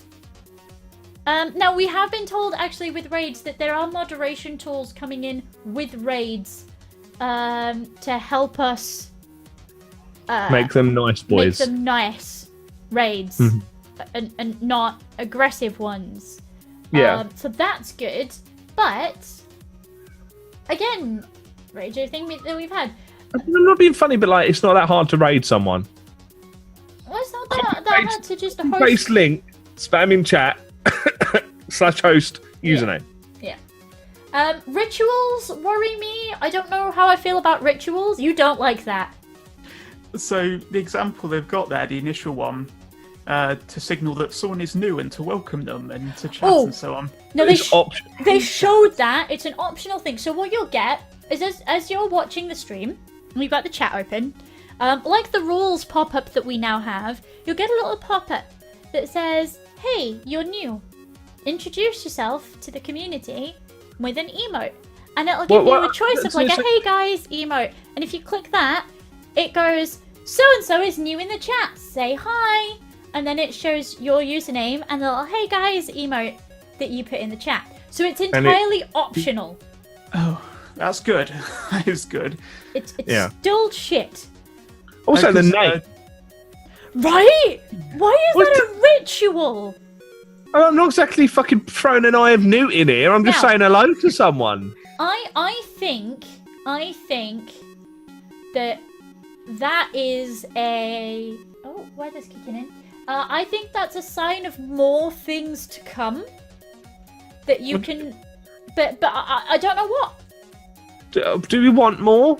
I mean, I'm not being funny. Unlurk things. I don't want more unlurk things. There's a lot of channels that I lurk in just because I like the voice. And I put on my earphones and I do my work or I play my WoW. And I like being around them. See, Discord's terrible for that. If you join a channel, if it's under a certain size, it would announce you. It's a mandatory thing. You can't turn it off anywhere. That would have been pretty. That would have been pretty horrendous. Yes, yeah. It's like these it's like these bots that the greeter bots. Yeah, typically, and again, it's brought up in chat. I've seen bots. Not only he'll go, hey, thank you for joining, the second that you get into chat. But if you don't chat for X amount of time, the bot goes, hey, Tiny Pixels, still here? In chat. Oh, no. Like, of course I fucking am. You can tell if I've left the chat, you cunt. To try and get you to speak. Now, we have a thing in my channel where when Matt speaks for the first time, he gets a little personalised greeting. Because I have one in his channel because it upsets me and it winds me up. And I hate it. So I have one in my channel that he loves that makes him super proud and I want to punch him in the face for it. But we organised at the start that it was whenever we speak. Because if I'm at 9 o'clock, if I log into his stream and I'm watching, I'm usually doing emails or running around after the cats or... If it's 9 o'clock in the morning... You. Yes, I'm doing my email. I was up for a meeting the other day at 10 o'clock in the morning. Don't give me that. That's an entire hour later. Sometimes I watch your stream from bed What? and I don't want to type, okay? So, anyway, On that day? the whole thing behind this thing is that we decided it was going to be when we spoke, so that You're allowed. I didn't get called out the second that I arrived, so that I didn't have to do a conversation at 9 o'clock in the morning. Chat doesn't know I'm there at 9 o'clock in the morning. I can just have a chill. Right? The things that call out lurkers are bad. Why is this becoming an official feature? I hate it. Moving on. Well, it doesn't know at the moment. No, it doesn't. But if it gets that way, if it ever does, it's going off with all the force of 1,000 angry thunder gods. Like that's just. Yeah. But that's that. Subscription gifting. Everyone's got an enormous hard-on for it, and. What do we complain about now that we have it? We complained about name changes, and we got name changes. We've complained about subscription gifting, now we have it. What do we complain about now? Don't know, delay's gotten a lot better as well, so we can't complain about that. Can't complain about that. Our dashboard, actually the modular dashboard, much nicer. I like Nah, the it's pretty shit still. To be fair, you can't yeah, resize but it. it's getting better than it was. Once That's it works, it's going to be great. Twitch app. We continue to complain about the Twitch app. Yeah, but we need to be complaining that we want something. What do we want now? The abolition of the Twitch app. You what? Oh, go on, Sam. Sorry. No. No, you. I was just joking. I was saying complain they're not doubling your income each month. Well, this is the thing. I really would like a $2.50 subscription option. You can subscribe for $2.50. You get an emote of your choice, and you get a sub badge, and you get no ads. And I would do that. But where does the profit go there? Well, it's split the same. Not tenable. For With processing ad revenue, what it is, really?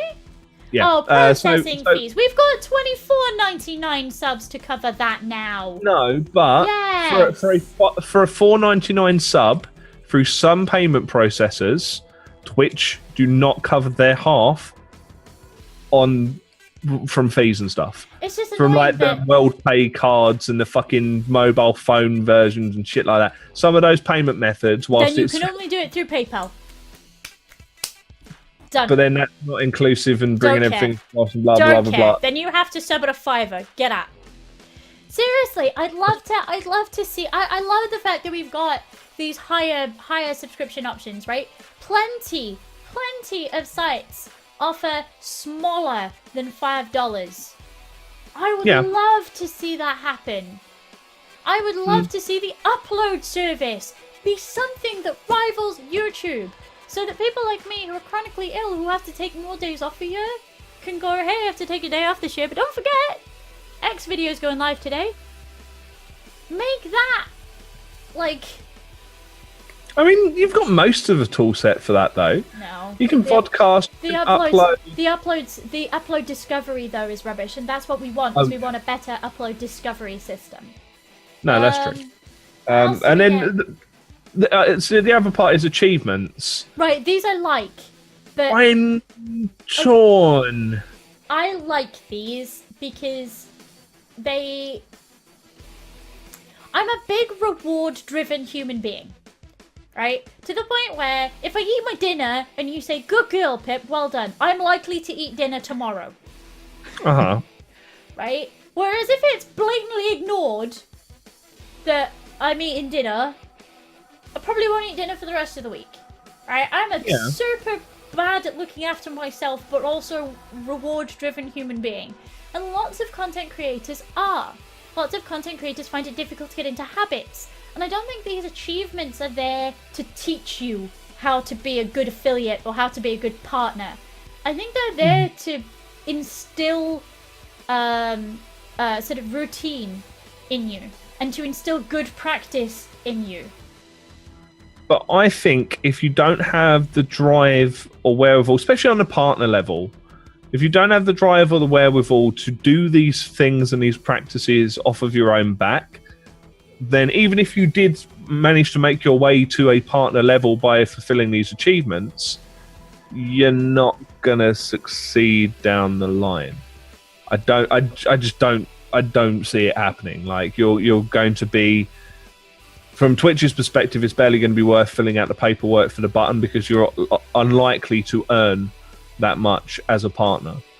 For affiliates, I can see it because affiliates requirements are quite low and they're getting started stuff. But don't forget, this is for getting started up to affiliate, and then affiliate to help you realize what you need figure-wise.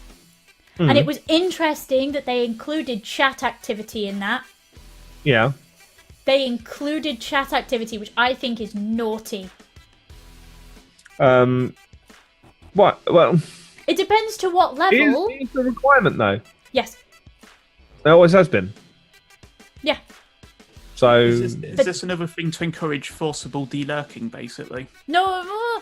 Yeah. This is the problem. Is that I worry that because they now have, this is what you have to get. You have to get X followers. Okay, giveaways every single day. Yeah, and spam the command and whatever else. But this is where I hope that they retain a human element into it that review them. Yeah. But they also said if you fulfill these, we guarantee you'll be invited, and I think that was a big mistake. Yeah, that was. They said the word guarantee. Okay, so this person's been banned 3 times for getting their jubblies out. Jubblies. I just said jubblies. Oh. They've been banned 3 times for getting their bits and pieces out. Well, they're surely not guaranteed anymore. Yes, they've broken TOS, and that's why they're not guaranteed. But you've literally said guaranteed. Doesn't matter if they've broken TOS, then they're not welcome into that scheme. Yeah, but that should be an overriding thing. What we're talking about though is the people who apply and then go, "What do you mean I can't have a swastika as an emote?" Oh god, that actually so a Twitch partner who will not be named actually got upset that they couldn't have a swastika emote in the Twitch partner Discord chat.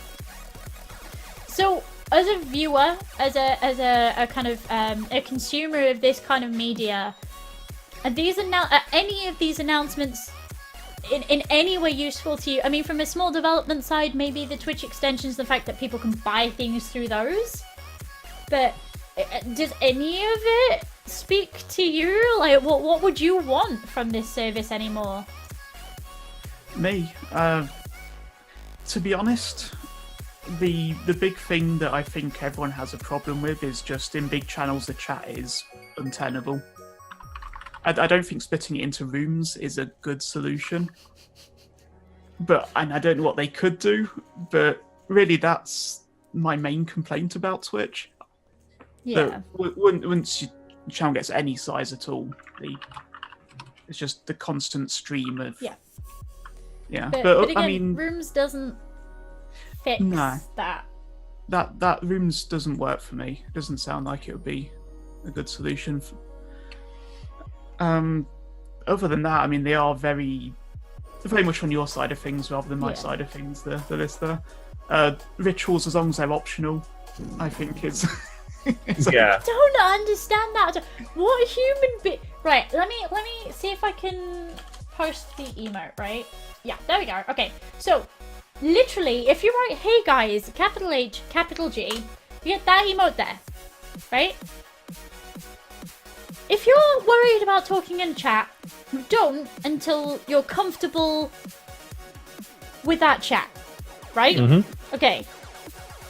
If you're worried about talking in a chat, I don't think a little prompt that says, "Hey, instead of typing the emote, you can just press it." And then, ta-da! And it does it highlights. It highlights the message and says, "Tiny Pixels is a new viewer. Please welcome them." No! Why would anybody... I don't see any use for that. Do you? Really not. Not hugely. But, I mean, if it helps break that ice... I don't know. I mean, I think it should have been something they tested a little bit. Tweeted. I don't know. To be specifically pointed out to the streamer that they're there. Please talk to me. Right, but like... I mean, it's public channels, I think. Chats, right? You've seen chats, and somebody comes in, and you're like, "Hey, how's it going? How are you doing today?" And they go, "Oh, hi." Sometimes they'll go, "I'm new here," and you go, "Oh, sweet, welcome on in." And sometimes they just integrate with chat, and that's fine too. I don't know why anybody would want. I think it's for your bigger channels. I mean, thousands to tens of thousands. But then your message is just going to get lost in the. Yeah, but I think it would flag it more to the streamer, and then you can get a nod from Lyric, and then you go, "Lyric noticed me," and that's the idea. I don't know. I've never understood that kind of mentality, though. Oh no! Oh, a streamer spoke to me. I'm saying like celebrities and stuff. I meet a celebrity, I'm like, "All right, mate, I really like that album. What you did?" There's one streamer that I get like that for, right? One streamer that I get like that for, and I totally messed. Yes, I totally messed up in front of her, and now people remind me that I messed up in front of her like every time, and we won't talk about it right now. But I'm trying to think. You must have told me this story. Yeah, so many times, and like, but anyway. there's one streamer I get like that by. After you've started speaking to a streamer for a little while, in a lot of streams, they're just people. Mm-hmm. They're just human beings. And okay, it's a bit intimidating because that person is followed by X thousand amount of people. Sure, a little bit intimidating. But the more you sit in their stream, I think the more human they become. Right? Mm-hmm. And the only reason why this person is different is because she's everything that I'd ever want to be. And I aspire to her massively. But even like Morag, Morag is one of my like super influences for the stream. I think he's wonderful. I want to be just like Morag when I grow up. Every time I see him, I punch him in the arm and I give him a hug, and it's no big deal, you know. I mean, I've been known to speak to you in real life, and turns out you are human. Right. I not do an actually undead. have legs. Oh, I'm not actually an undead. Yeah, that too. Fuck my life. But no, like it's one of those things where we're people, and I've never understood this real.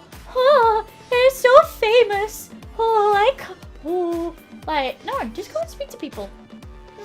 No, the first time I did meet you, I sort of did that. Why? I'm just a person. Because you were talking, so you'd already, like, we'd arranged to meet, and you were talking to, was it someone at it was at Res, there was someone at Ukulele, I think, on the... Yes, Ellie. I was talking to Ellie and not Jono. Dan, Sandman Dan. Yep. And I basically sent you a DM on Twitter saying, like, I'm outside somewhere. Let me know when I'm not disturbing you. Yeah. But I was like, no, come in! Don't be silly! Yeah. What are you doing? Because I'm just, you know. You're human-ish. Yeah. But yeah, no. I think the more time you spend in somebody's chat, the more human they become anyway. So that's not a big deal. I don't see a use for it. But maybe there's more things on the way because they are called rituals, and it's for people to celebrate unique moments with their chat. So whether it's you've been viewing this stream for a year, or whether it's streamer did something dumb, give bits for the first time. Well, that would be hard to gauge though, wouldn't it? Well, no, like if you're giving bits for the first time, like it might highlight it. If you're, if this is the 5,000th message that you've sent, this is the 5,000th time you've asked for bobs. Would you like to celebrate it with an emote? Would you like to celebrate it by putting brackets O bracket? Oh no. Yeah. Yeah, no, it's yeah. It's not what I wanted. I get the feeling that it's not what a lot of viewers wanted, but we'll see where we go from here, I guess. Yeah. I think there's other things they could develop more. I think they just need to fully accept that eventually they'll stick Prime Video on Twitch, and they should just throw it on there already and let us co-cast it or some shit. I don't know. Prime only to view this channel whilst they co-stream it or whatever, and then you can co-stream some Amazon Prime videos and. Sorry, what were you saying? I put Bob's in chat. You know what I mean? Like they should just pull Prime Video on there, let Twitch Prime only people see it, and then co-stream it and commentate over fucking whatever the piece of shit show that Clarkson and his cult have gone on to do. Yeah. Whatever the pirate one is. Game Remain, they are the smallest boobs that you've just put in chat. They are micro bobs. Right, should we talk about some things that are actually useful and good in the industry? Let's talk about some game recommendations that we have this week. I don't mind what order we do this in. Sam, do you want to go first? Because you've got a pretty straightforward one this week. Yeah, well, it's pretty straightforward. It's a new release. It's an Ubisoft game that's not fucking horrifyingly bad. South Park Fractured But Whole is actually really, really funny. I spent a lot of time gathering yaoi around the town. That's been good, and I must tell you that it is some of the most disturbing things that I've ever seen. The combat is so much better than the original. Is the yaoi not your kind of bag? Well, I just don't want to fuck anything that's going to give me a paper cut. I'll be honest. Oh, really? Like, getting paper cuts in sensitive areas just doesn't sound like a great idea to me. But the combat is actually a lot better and a lot more enjoyable to play through. As the humor is a lot better as well. It's not like shock value stuff now. It's not just, oh my god, look, it's a fetus and we're going to kick it to death. It's actually like well constructed jokes and really good side eye stuff and some good throwbacks to the actual show. It really, really tickled me. I got chased down a corridor by a stripper who was trying to sit on me at one point, which was just making me piss myself laughing. And it's got it's just got so many good references to the show, but you don't need to have like religiously watched the show to get them. They're all quite sort of internet hive mind moments, almost like where you just they get bandied around enough that you're kind of aware of them whether you've watched the show or not. It's just really, really, really dumb fun. I've been playing it whilst I've been ill because I was going to stream about it. I was going to stream the whole thing. I started off streaming it, and I literally finished streaming, left stream when I started throwing up. So I kind of stole this to be my get well game. So yeah, really, really good fun. Heavily recommend.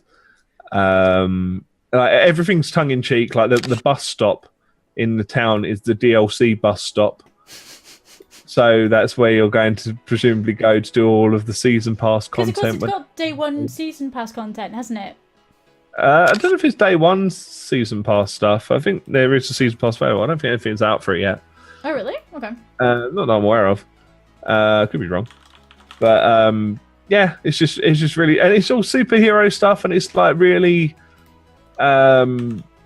complete parody of actual superhero stuff. So they're doing like the DC Marvel rivalry, and they've if they ever fight each other in the two separate groups, it's a civil war, and it's just like really, really, really dumb references like that.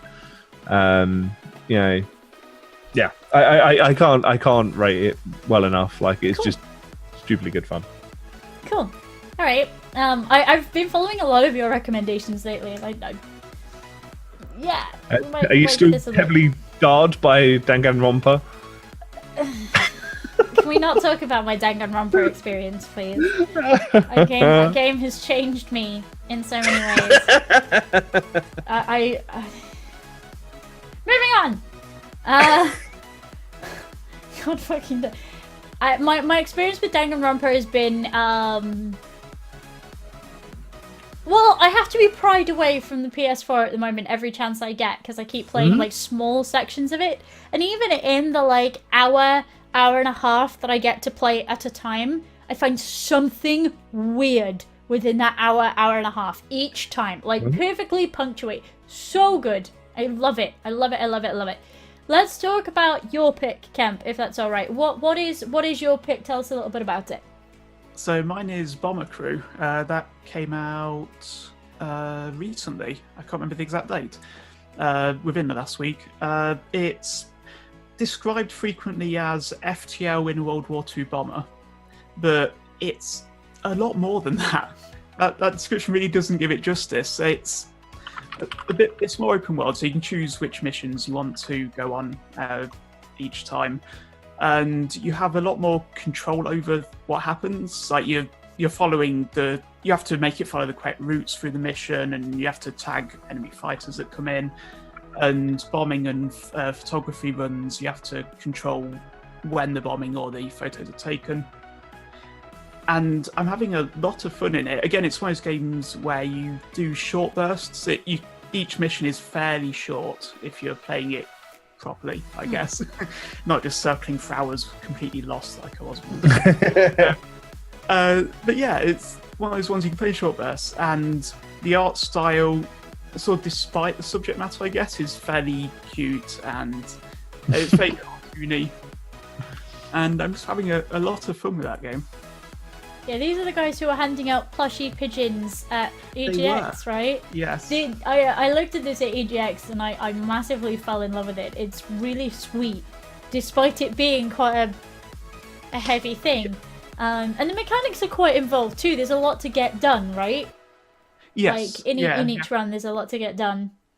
And you have to be shuffling people between positions because things break or you get shot at and they break that way. So you have to move your repair guy around, and people either manning the turrets or controlling the bombs or flying. And there's that sort of FTL style micromanagement of the crew, but also the bigger things that you're doing.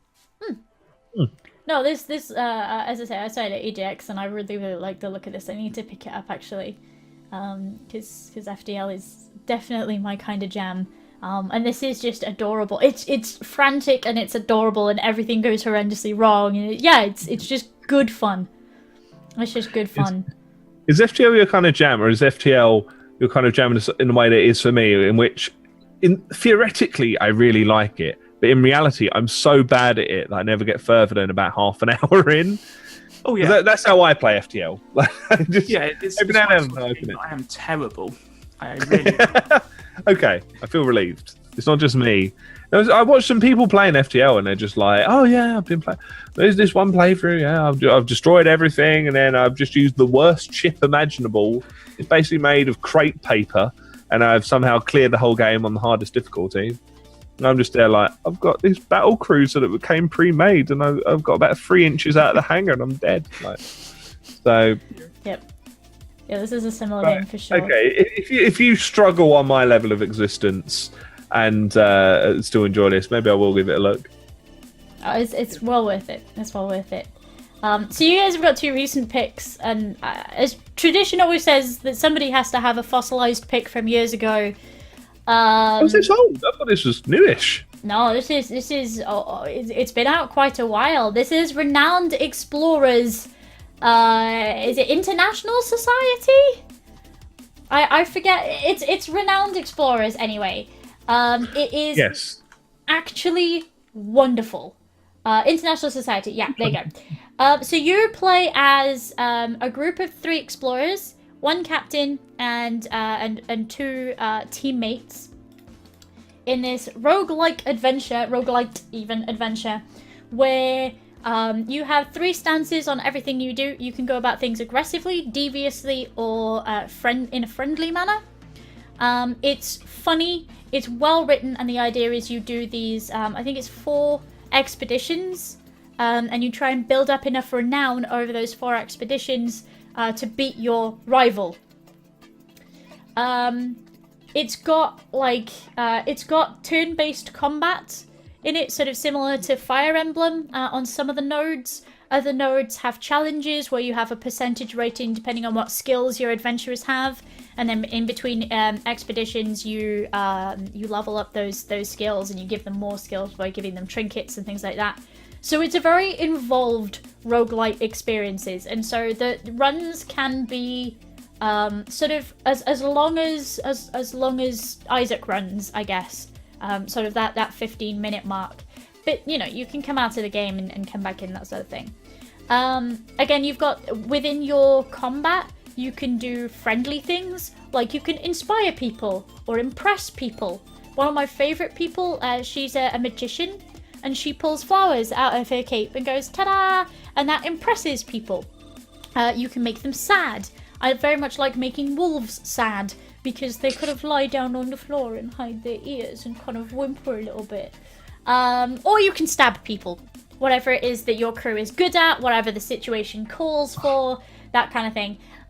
There's 2 sets of DLC out for it already, and it's involving. I really like it. I'm a roguelite fan anyway, but this is really well written and really funny. There's a couple of grammatical errors and bits and pieces in it, but the flexibility you have where you choose where to go based on your crew, you choose your trinkets and their skills.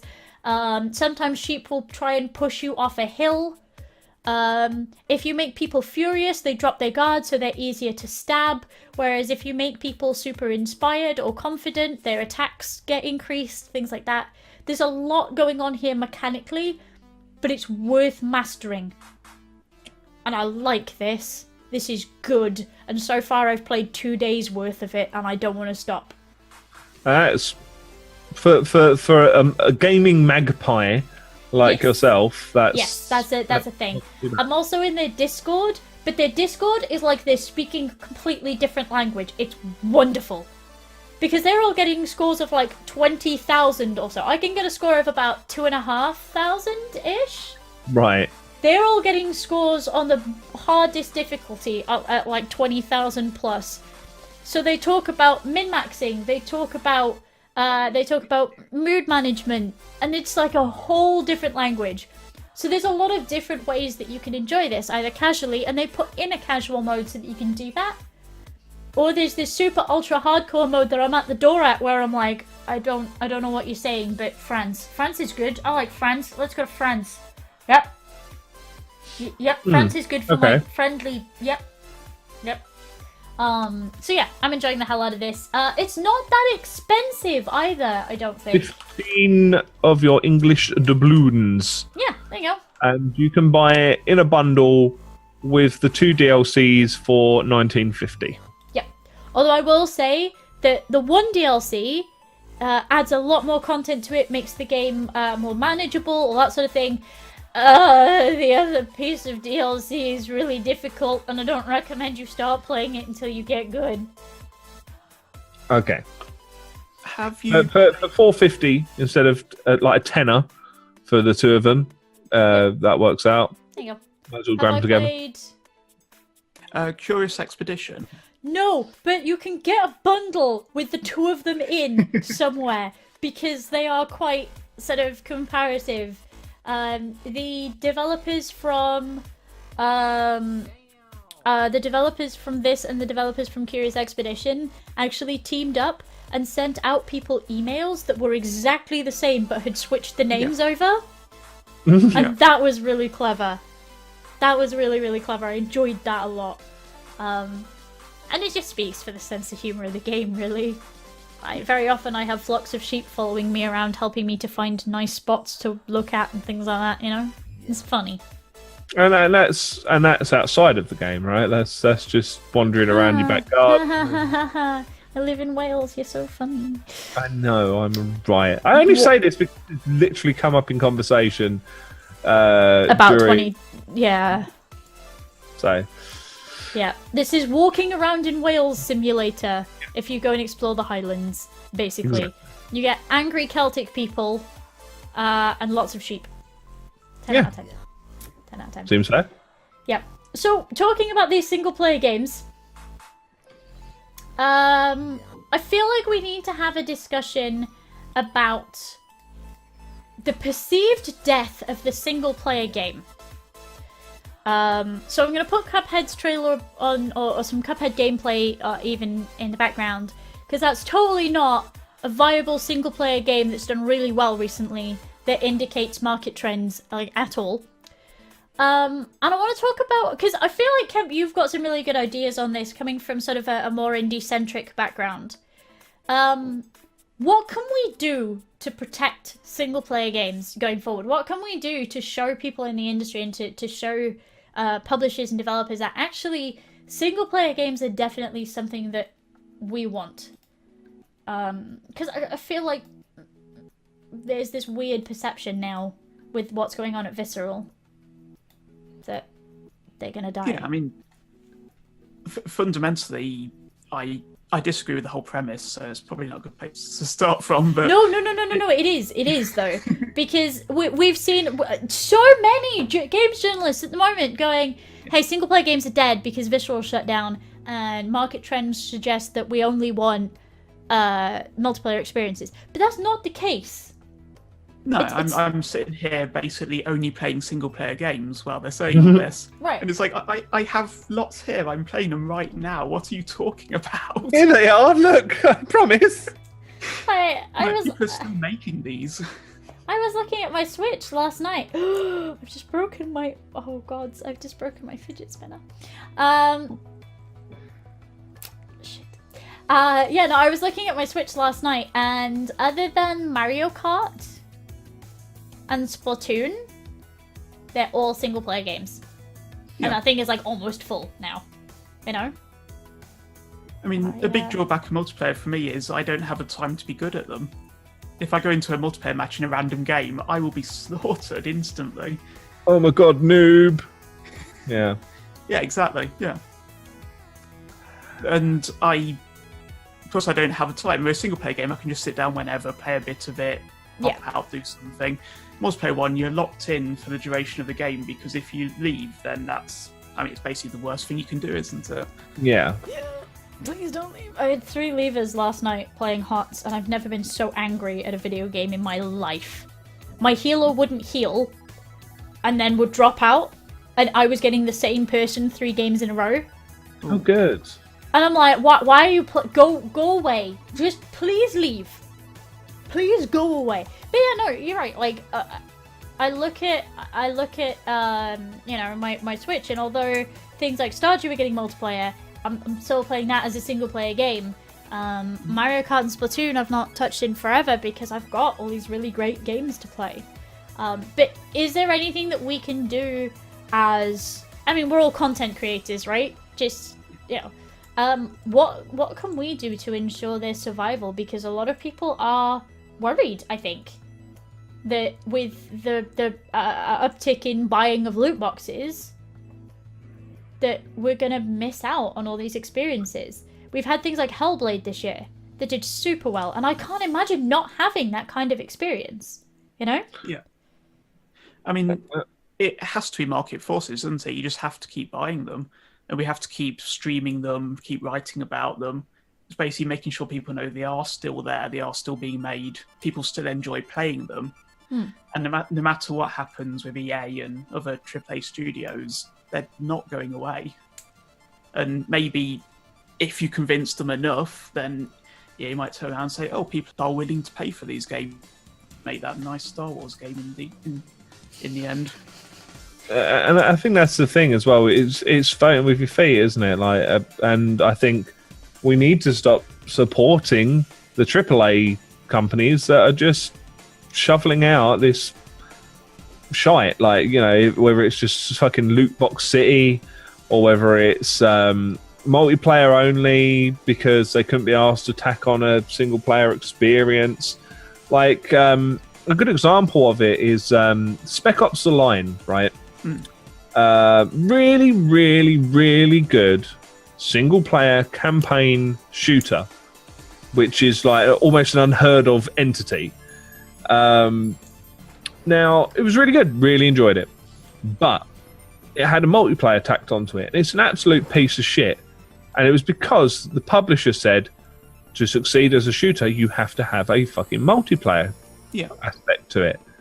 So they literally cobbled some wank together and threw it on there. And that, I mean, Spec Ops: The Line came out in like 2007, even. I want to say, like, it was certainly a 360 title. It was pretty. I'm gonna have a quick look on Steam. It was pretty fucking old at this stage, and like, I don't know, 2012. Okay, I was well off. It's 2K that presumably must have pressured them to put that in there. And you know, if that mindset's been around for the past 5 years of you must have a multiplayer experience to succeed in this industry of this type of game and blah blah blah blah, then you know, it's clearly not relevant because we've had, I'm sure, 5 years of pretty good single player experiences. I can think of quite a few that I've enjoyed in the past 5 years, and you know, the fact that Spec Ops: The Line was successful with a shit multiplayer that no one actually played for more than about 3 minutes in any event, you know, like, I think the actuality is that it's just bollocks. Like, people just like to be outraged and frustrated about things, and whilst I understand that there's a fair need for the outrage and frustration around like Visceral being chewed up and spat back out again, it's not, the outrage isn't going in the right direction. It's not heralding the death of a type of game. It's just a shitty situation from a shitty company that's out of touch with what the market wants. And that's kind of it. I don't think we even need to do anything special to protect them. They're already there. Yeah. Because they exist. They just people need to stop bitching about it. If you look at the critically successful games from this year, a lot of them are, most of them are, single-player experiences or single-player with added co-op. In the case of things like Divinity or Cuphead. Your main problem, though, is that critical success is not the same as commercial success. Correct. And what a lot of people deem, what a lot of people deem sort of commercial success is a lot lower than what a lot of these publishers claim as commercial success. So I think you're right. We need to be, voting with our wallets here. We need to be saying, well, this business model is shit. Like this is horrendous. But there's this really great game where I run around as a cup and I shoot things. And that's pretty neat. I like that. Let's do that. The same as Hellblade. I played Hellblade on somebody's recommendation of, hey, this game's really dark, but it kind of includes a load of mythos that you really like. You should give it a go. Again, multiplayer would be way out of place there. There you go, Horizon Zero Dawn. Horizon Zero Dawn was a great story. Yeah, worked perfectly well as a single-player experience. They're there. I'm not. It's just a shame that they're not making enough money to brand them as successes. Yeah, and not enough money here is entirely a thing of their own construction. They're basically going into this saying, okay, we're going to have a budget of 300 million for this game, and they know up front they can't get that money back on single player, just like the one-off sale. Game sales, maybe, Yeah. So they go in already knowing that they have to have multiplayer, they have to have loot boxes, they have to pump as much money out of people as they can. And they could just spend less on the game. Well, the other thing that baffles me is that we were talking about the itch launcher earlier, and we were talking about the fact that the itch has its own storefront and things like that. There are so many good experiences on itch that are labeled as, pay what you want. Coming from these teeny tiny studios. You look at things like, on a bigger scale of things, you look at things like Stardew Valley, which was a dude who taught himself to pixel art, and he taught himself to code, and he built the game that he wanted to see, and that was what he did. There's Cuphead was built by, was it 2 guys who had to remortgage their houses, and they put everything they had into this. And while that's a really unsound business decision, please, for the love of God, don't remortgage your bloody houses to pay for your game development. Please don't do that. You don't need swathes of money, and you don't to build these really convincing games. Yeah, okay, photorealism and mocap costs money. Sure it does. But you look at Ooblets. Ooblets is using mocap. Yeah, I think not swathes of money. I think the problem is they're convinced they need to constantly be perceived as being ahead of the field with their technology, regardless of whether they genuinely are. Like, you take I don't know, Battlefield 1, for example. I wouldn't say that is particularly ahead of the curve graphically. I mean, it looks quite nice. Or any aspect of that game, I wouldn't say is particularly ahead of the curve. It's quite middle of the road. But I would imagine it probably uses some ridiculous new this, that, and the other to capture motion in the game and to make sure that everything runs in a certain way and the engine's all custom tweaked to be able to operate in a specific way. And perhaps it would have been possible to resolve a lot of the problems that they had encountered whilst creating the game in a different method that would have cost a lot less in the long run. But they need to be the forefront of technology, but and in they've the got same vein, thing though. You look at Heavy Rain. Mm-hmm. Look at where Heavy Rain was when that came out. That was at the forefront. Yeah. They didn't expect millions and millions and millions back off that. David Cage went, I just want you to be able to see their facial expressions properly. And they worked so hard on making that happen. And they really pushed the Heavy Rain has a long history of breaking PS3s because it works the PS3 so hard to get, you know. Shine! Shut up, it's a good game. And that's why it was working to get Shine. But I'm just saying there are other companies out there. You look at things like Hellblade. Hellblade's gorgeous. Hellblade is the most beautiful game that I've seen in a little while. Right? I came from a double A endeavor. Yeah. I mean, really, if you ever seen a game be announced and them say, this will be the best story you'll play through this year, it's with Engines games, whatever, it's always, we have the best graphics, and that's about where their pitch finishes. Yeah. Mm-hmm. It's like, this will be the best explosion you'll see this year. This will be the shiny God. see. Do you remember, I think it must have been Battlefield 1, when they did a big trailer and a building collapsed in the background? And that was the thing. And that was the thing! This giant building collapsed! And I'm going... Okay. Where are my stories? Okay. That's fine. But why did it collapse? You know, like, what led up to it collapsing? You look at things like Undertale, and you look at things like... I'll say One Shot, but One Shot wasn't anywhere near as big as Undertale. But you look at Undertale with its scratchy MS Paint Mother 3 kind of well, it's Mother 2 1 kind of aesthetic. You look at the storytelling that had on board. I listened to the soundtrack for the first time in months yesterday, and I welled up a little bit. Oh, yeah, every time one of those tracks comes on, it transports you. Yeah. Like 100%. That's that time that you go back to home and then the music stops. Nope. Every time I hear that piece of music, I suddenly remember going, I don't want to listen to this anymore, and then it stops. I mean, it's like any game by Telltale. Walking Dead is a great example. Yep. The graphics would never be described as cutting edge. The animations were quite janky until quite a few patches in. There's some really hilarious animations in there. Oh, yeah. But I broke him by putting him through a truck once. That was fun. These things will happen. Yeah.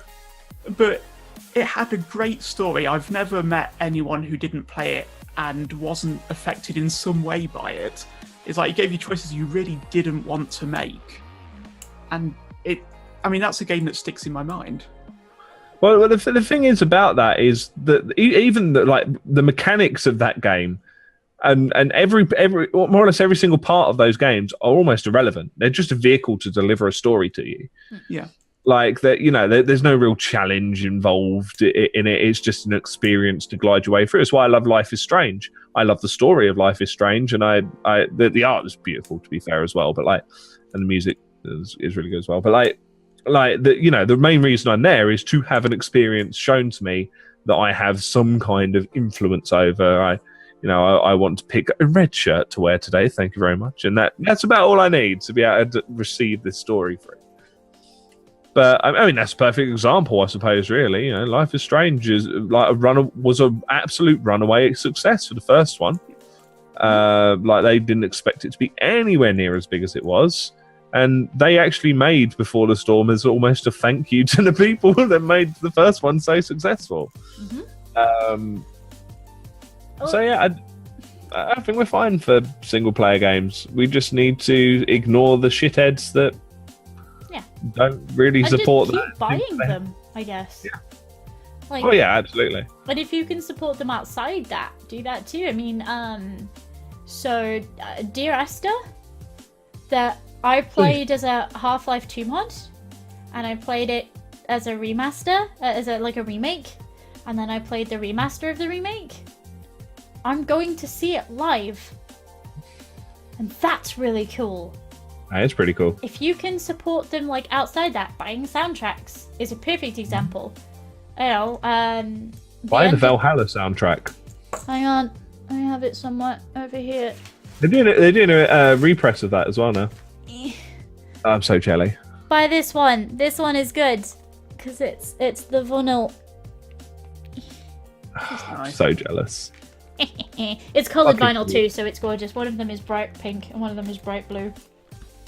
I don't have it to hand, but I got the Sonic Mania soundtrack. It's Oh! my first vinyl ever with a splatter effect on the disc. Yeah. So the Sonic Mania soundtrack is so good too. It's really really good. Seriously tempted to get the Darkest Dungeon one. They're doing the vinyl, the double. Yes. Nice. Yeah, Nice. you can pre-order it at the moment, and Steve gets paid in a couple of days, and I'm kind of gonna go. Hey. Please. Hey. So. Remember that thing where you said you love me? Yeah, well, that's I'm the one. crashing in. Like. Yeah. But yeah, no, I think as long as we keep buying them, we keep supporting them where we can. It's just a shame that games journalism at the moment has taken up this weird mantle of single-player games are dead, because they're not. I suppose part of it is, you know, some of the like RPG franchises have kind of dropped off. So I think Final Fantasy 15, regardless of the fact that some people did enjoy it, I think they were wrong, and it's widely agreed that they were somewhat wrong. Yeah. To have enjoyed it, it's pretty bad. But then the Justice is doing all right in its little niche bubble, and they're really but really enjoying it. Little niche bubble. Yeah. Persona 5 did very well, but before then it was a very niche kind of thing. Not they weren't hugely widely known. Yeah. And again, I'm a little bit of a thing at the moment where if it's not to do with work, I don't tend to tell people that I've been playing Danganronpa. Cause, yeah, that's a niche one. That is a niche one. That really is. That really is. But no, we need to... meals. But you know what I mean? Like a lot of the franchises, like the ones that I really remember from my youth as well, like the Suikoden games, they stopped being. The Grandia games stopped like you know, the only real huge series that are left. There's not a ton. There's not a ton of them, and I think, you know, when you think of single player experience, I think RPG is usually quite high on the list of what you would consider a single player experience to be. So yeah, Japan. Where your single player games at Japan? Yeah. Although side. there's a whole, I think there's a whole kind of raft we could do about why RPGs at the moment aren't coming across. But perhaps that's a story for another day. Yeah, I feel like it might be. But yeah, like I think that might contribute to it a little bit, because, you know, obviously Final Fantasy is probably the biggest one, and that definitely took a tumble. And the fact that it's almost become on a similar scale to the EA kind of bollocks, where it's got these 20 extra mobile games, and one of them's one of those city builder ones. VR fishing! And it's become this kind of larger than life experience, sort of set of experience things. Where it doesn't need to be. Which is very typical of these games that strip out the single player experience and add in all the loot boxes and all that kind of jazz. You know, it's like Assassin's Creed games, for example, are typically a single player experience, but also you can play this ship game on your phone where you send ships to go off and pillage and whatever else. And also, if you want to do some missions with your friends and whatever else, that's fine. You can invite them in here or join a random lobby where no one's actually trying to do the mission and blah, blah, blah. And it muddies the water and it all becomes a bit wishy-washy, and Unity should never happen again. You know, like it makes it feel like they're going the same way of it, and hopefully they're not, but it's how it comes across. Well, we can only see. We can only see, I guess.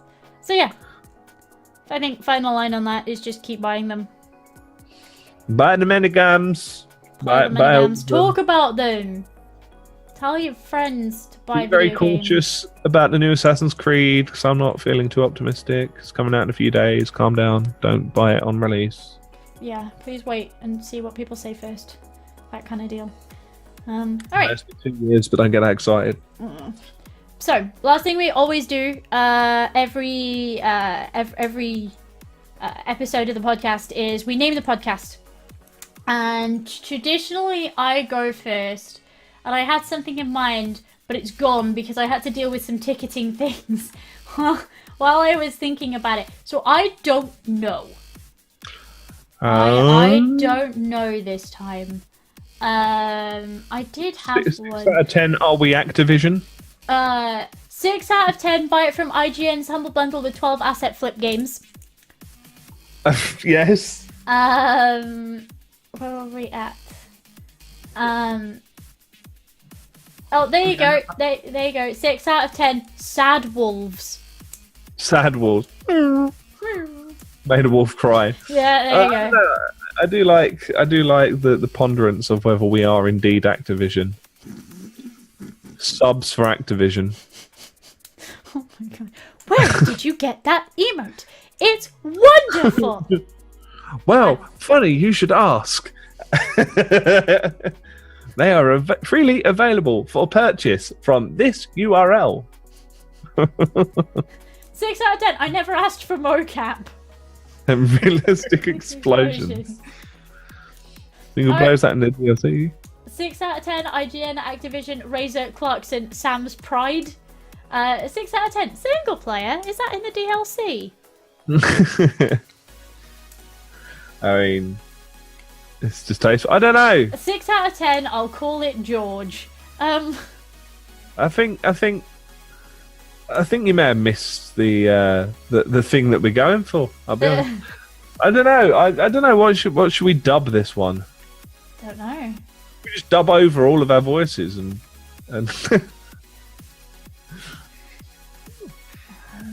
I don't rightly know. Go on. Kemp gets to pick. Me? Yes, you get to pick. You are Belgium. You get to pick. The first one of Sad Wolves. Yep, there you go. 6 out of 10. Sad wolves. You are welcome. Kev, thank you so much for joining us. Where can people come and find you? Where can people come and find you and what you do? Not in the sort of in the bushes out front of your house kind of way. Like on the interwebs. Just don't come by me. I need a new way to phrase that, I feel. This is the way the tone you used as well. Is like, where can people come find you? No, Are you hanging outside one of those naughty bookstores again? You know, it was in that kind of tone. Oh, we missed 6 out of 10. Buy my bum. Buy my bum. Oh, rip. My choice isn't binding. Absolutely. Even bum. Would you rather 6 out of 10 buy my bum? Is that better than 6 out of 10 sad wolves? Would you like to purchase her posterior? Only $6. No, $5. It depends with taxes and stuff, doesn't it? They are both on brand, to be fair. They are both very much on brand. Anyway, where can people come and find you and what you do, Sweet Pea? So, Twitter would be Kemp Plays. I mostly talk about games, occasional diversions into other things. Savestate.co.uk is my website where I write about games, mostly indie games. And the What's Indie News podcast. I gave the ends of the URLs earlier. I didn't actually give the full thing, which probably kind of useless. But I believe they're all bit.ly links, bit.ly, those ones, with What's Indie News YT and What's Indie News RSS for YouTube and the SoundCloud RSS feed, respectively. Okay. Neat. So when is the podcast? Like when does it go up? When can we I have no idea. Oh, so that's once a month, and usually we record at the end of the month, so we can talk about everything that happened during the month, and it's sort of the first week of the next month it tends to come out. Okay. Cool. Okay. So we're due one in like just over a couple of weeks. Yeah. Neat. Good job. There you go. Cool. I ought to talk about what I'm doing this week. What am I doing this week? What are you doing? I have super secret surprise game maybe this week. Oh. Maybe this week I have super surprise, sexy, not out yet game to do this week. No. Super sexy. If you want to see me fall over lots and maybe go downwards a little bit, then and I can't tell you what it is in case I don't get it, but I think it's definitely gonna happen. I think maybe definitely it's gonna happen. I just need to do the thing. You heard it here first, folks. Pip surprise! Possibly, maybe, definitely, hopefully, possibly someday. Pipsy surprise! Going downwards game. That'll give you a bit of a hint. Going downwards game. That's not out yet. Is this what's it called? The 2018 Winter Olympics at the stripper bar experience. Yes. That's the one, yeah? That is the one. 2018. Is Mario and Sonic at the Winter Olympics? In a negligee. No. It's not a pole game. If only there were pole games, but they would have to come with little sensors that like burned you're in the fires every time you did anything ever. So yeah, that's Pip surprise this week. If not, little bit of Divinity with Matt, lots of shouting at Explorer people. Yay! You can find me as per usual at Tiny Pixels with 2 X's, just average, just everywhere. I'm the worst. I'm sorry. I love you all. She gets about. What can we say? Wow! Wow! Wow! Fucking Matt, what are you doing this week? I don't know what Matt's doing this week. Sorry, I'm looking at whispers that are very rude about downwards games. Sam, okay. what are you doing this week? Oh, me? I know what I'm doing this week. What are you Thank doing you. this week? So I'm gonna still be getting over being horrendously ill because the entire time we've been talking, my stomach has been doing somersaults, which is fantastic. Tomorrow I'm going to try my sterling best to get back on with some Danganronpa, but also I need to do some Life is Strange because episode 2 came out yesterday, day before. So I really need to get through that. So I might do some of that first tomorrow and then do Danganronpa. And then sporadic ones throughout the week, next week, in the evening times, and I'll be here as per usual. Other than that, not much planned, I suppose. Next week we should be having Pulp John Fiction back on to do the podcast because I wasn't here. I was at E3 the week that he was on the podcast, and I dearly missed him. He's a neato dude, though. He is a neato dude. I love Pulpy. He's a good boy. He is. So yeah. Yep. So that's about it. Thank you so much for joining us, Kemp. Much appreciated. Thank you for having me. It's not a problem, sweet. You've been wonderful as. Also, thank you for like short high speed arrangement of camera. Right. I was told the tale. This man arranged a camera at a moment's notice. Like I don't own a webcam. I never use one. Well, now you do. Now you have. Welcome to the club. Isn't it weird that people can see your face? The weirdest. It is. You're going to find excuses to use your webcam now. You're going to put one in your fridge to see if your jam's on the turn or something. It's great. Seriously, like, having people look at your face is the weirdest thing. I still hate it. But you're a professional face person lookerator. No! 6 Can out you of put 10! out a business card? Professional face lookerator! There we go! That's it. Done. Finished. No bum for sale. Wonderful.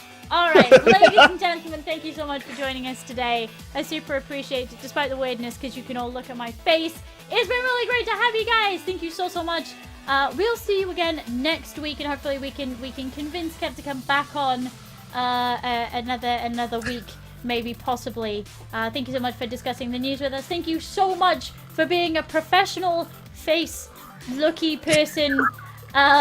You guys are wonderful. For the very first time. For the very first time. Good job. You did great. Guys, it's been great to have you. We'll catch you next week. Bye-bye. Bye-bye.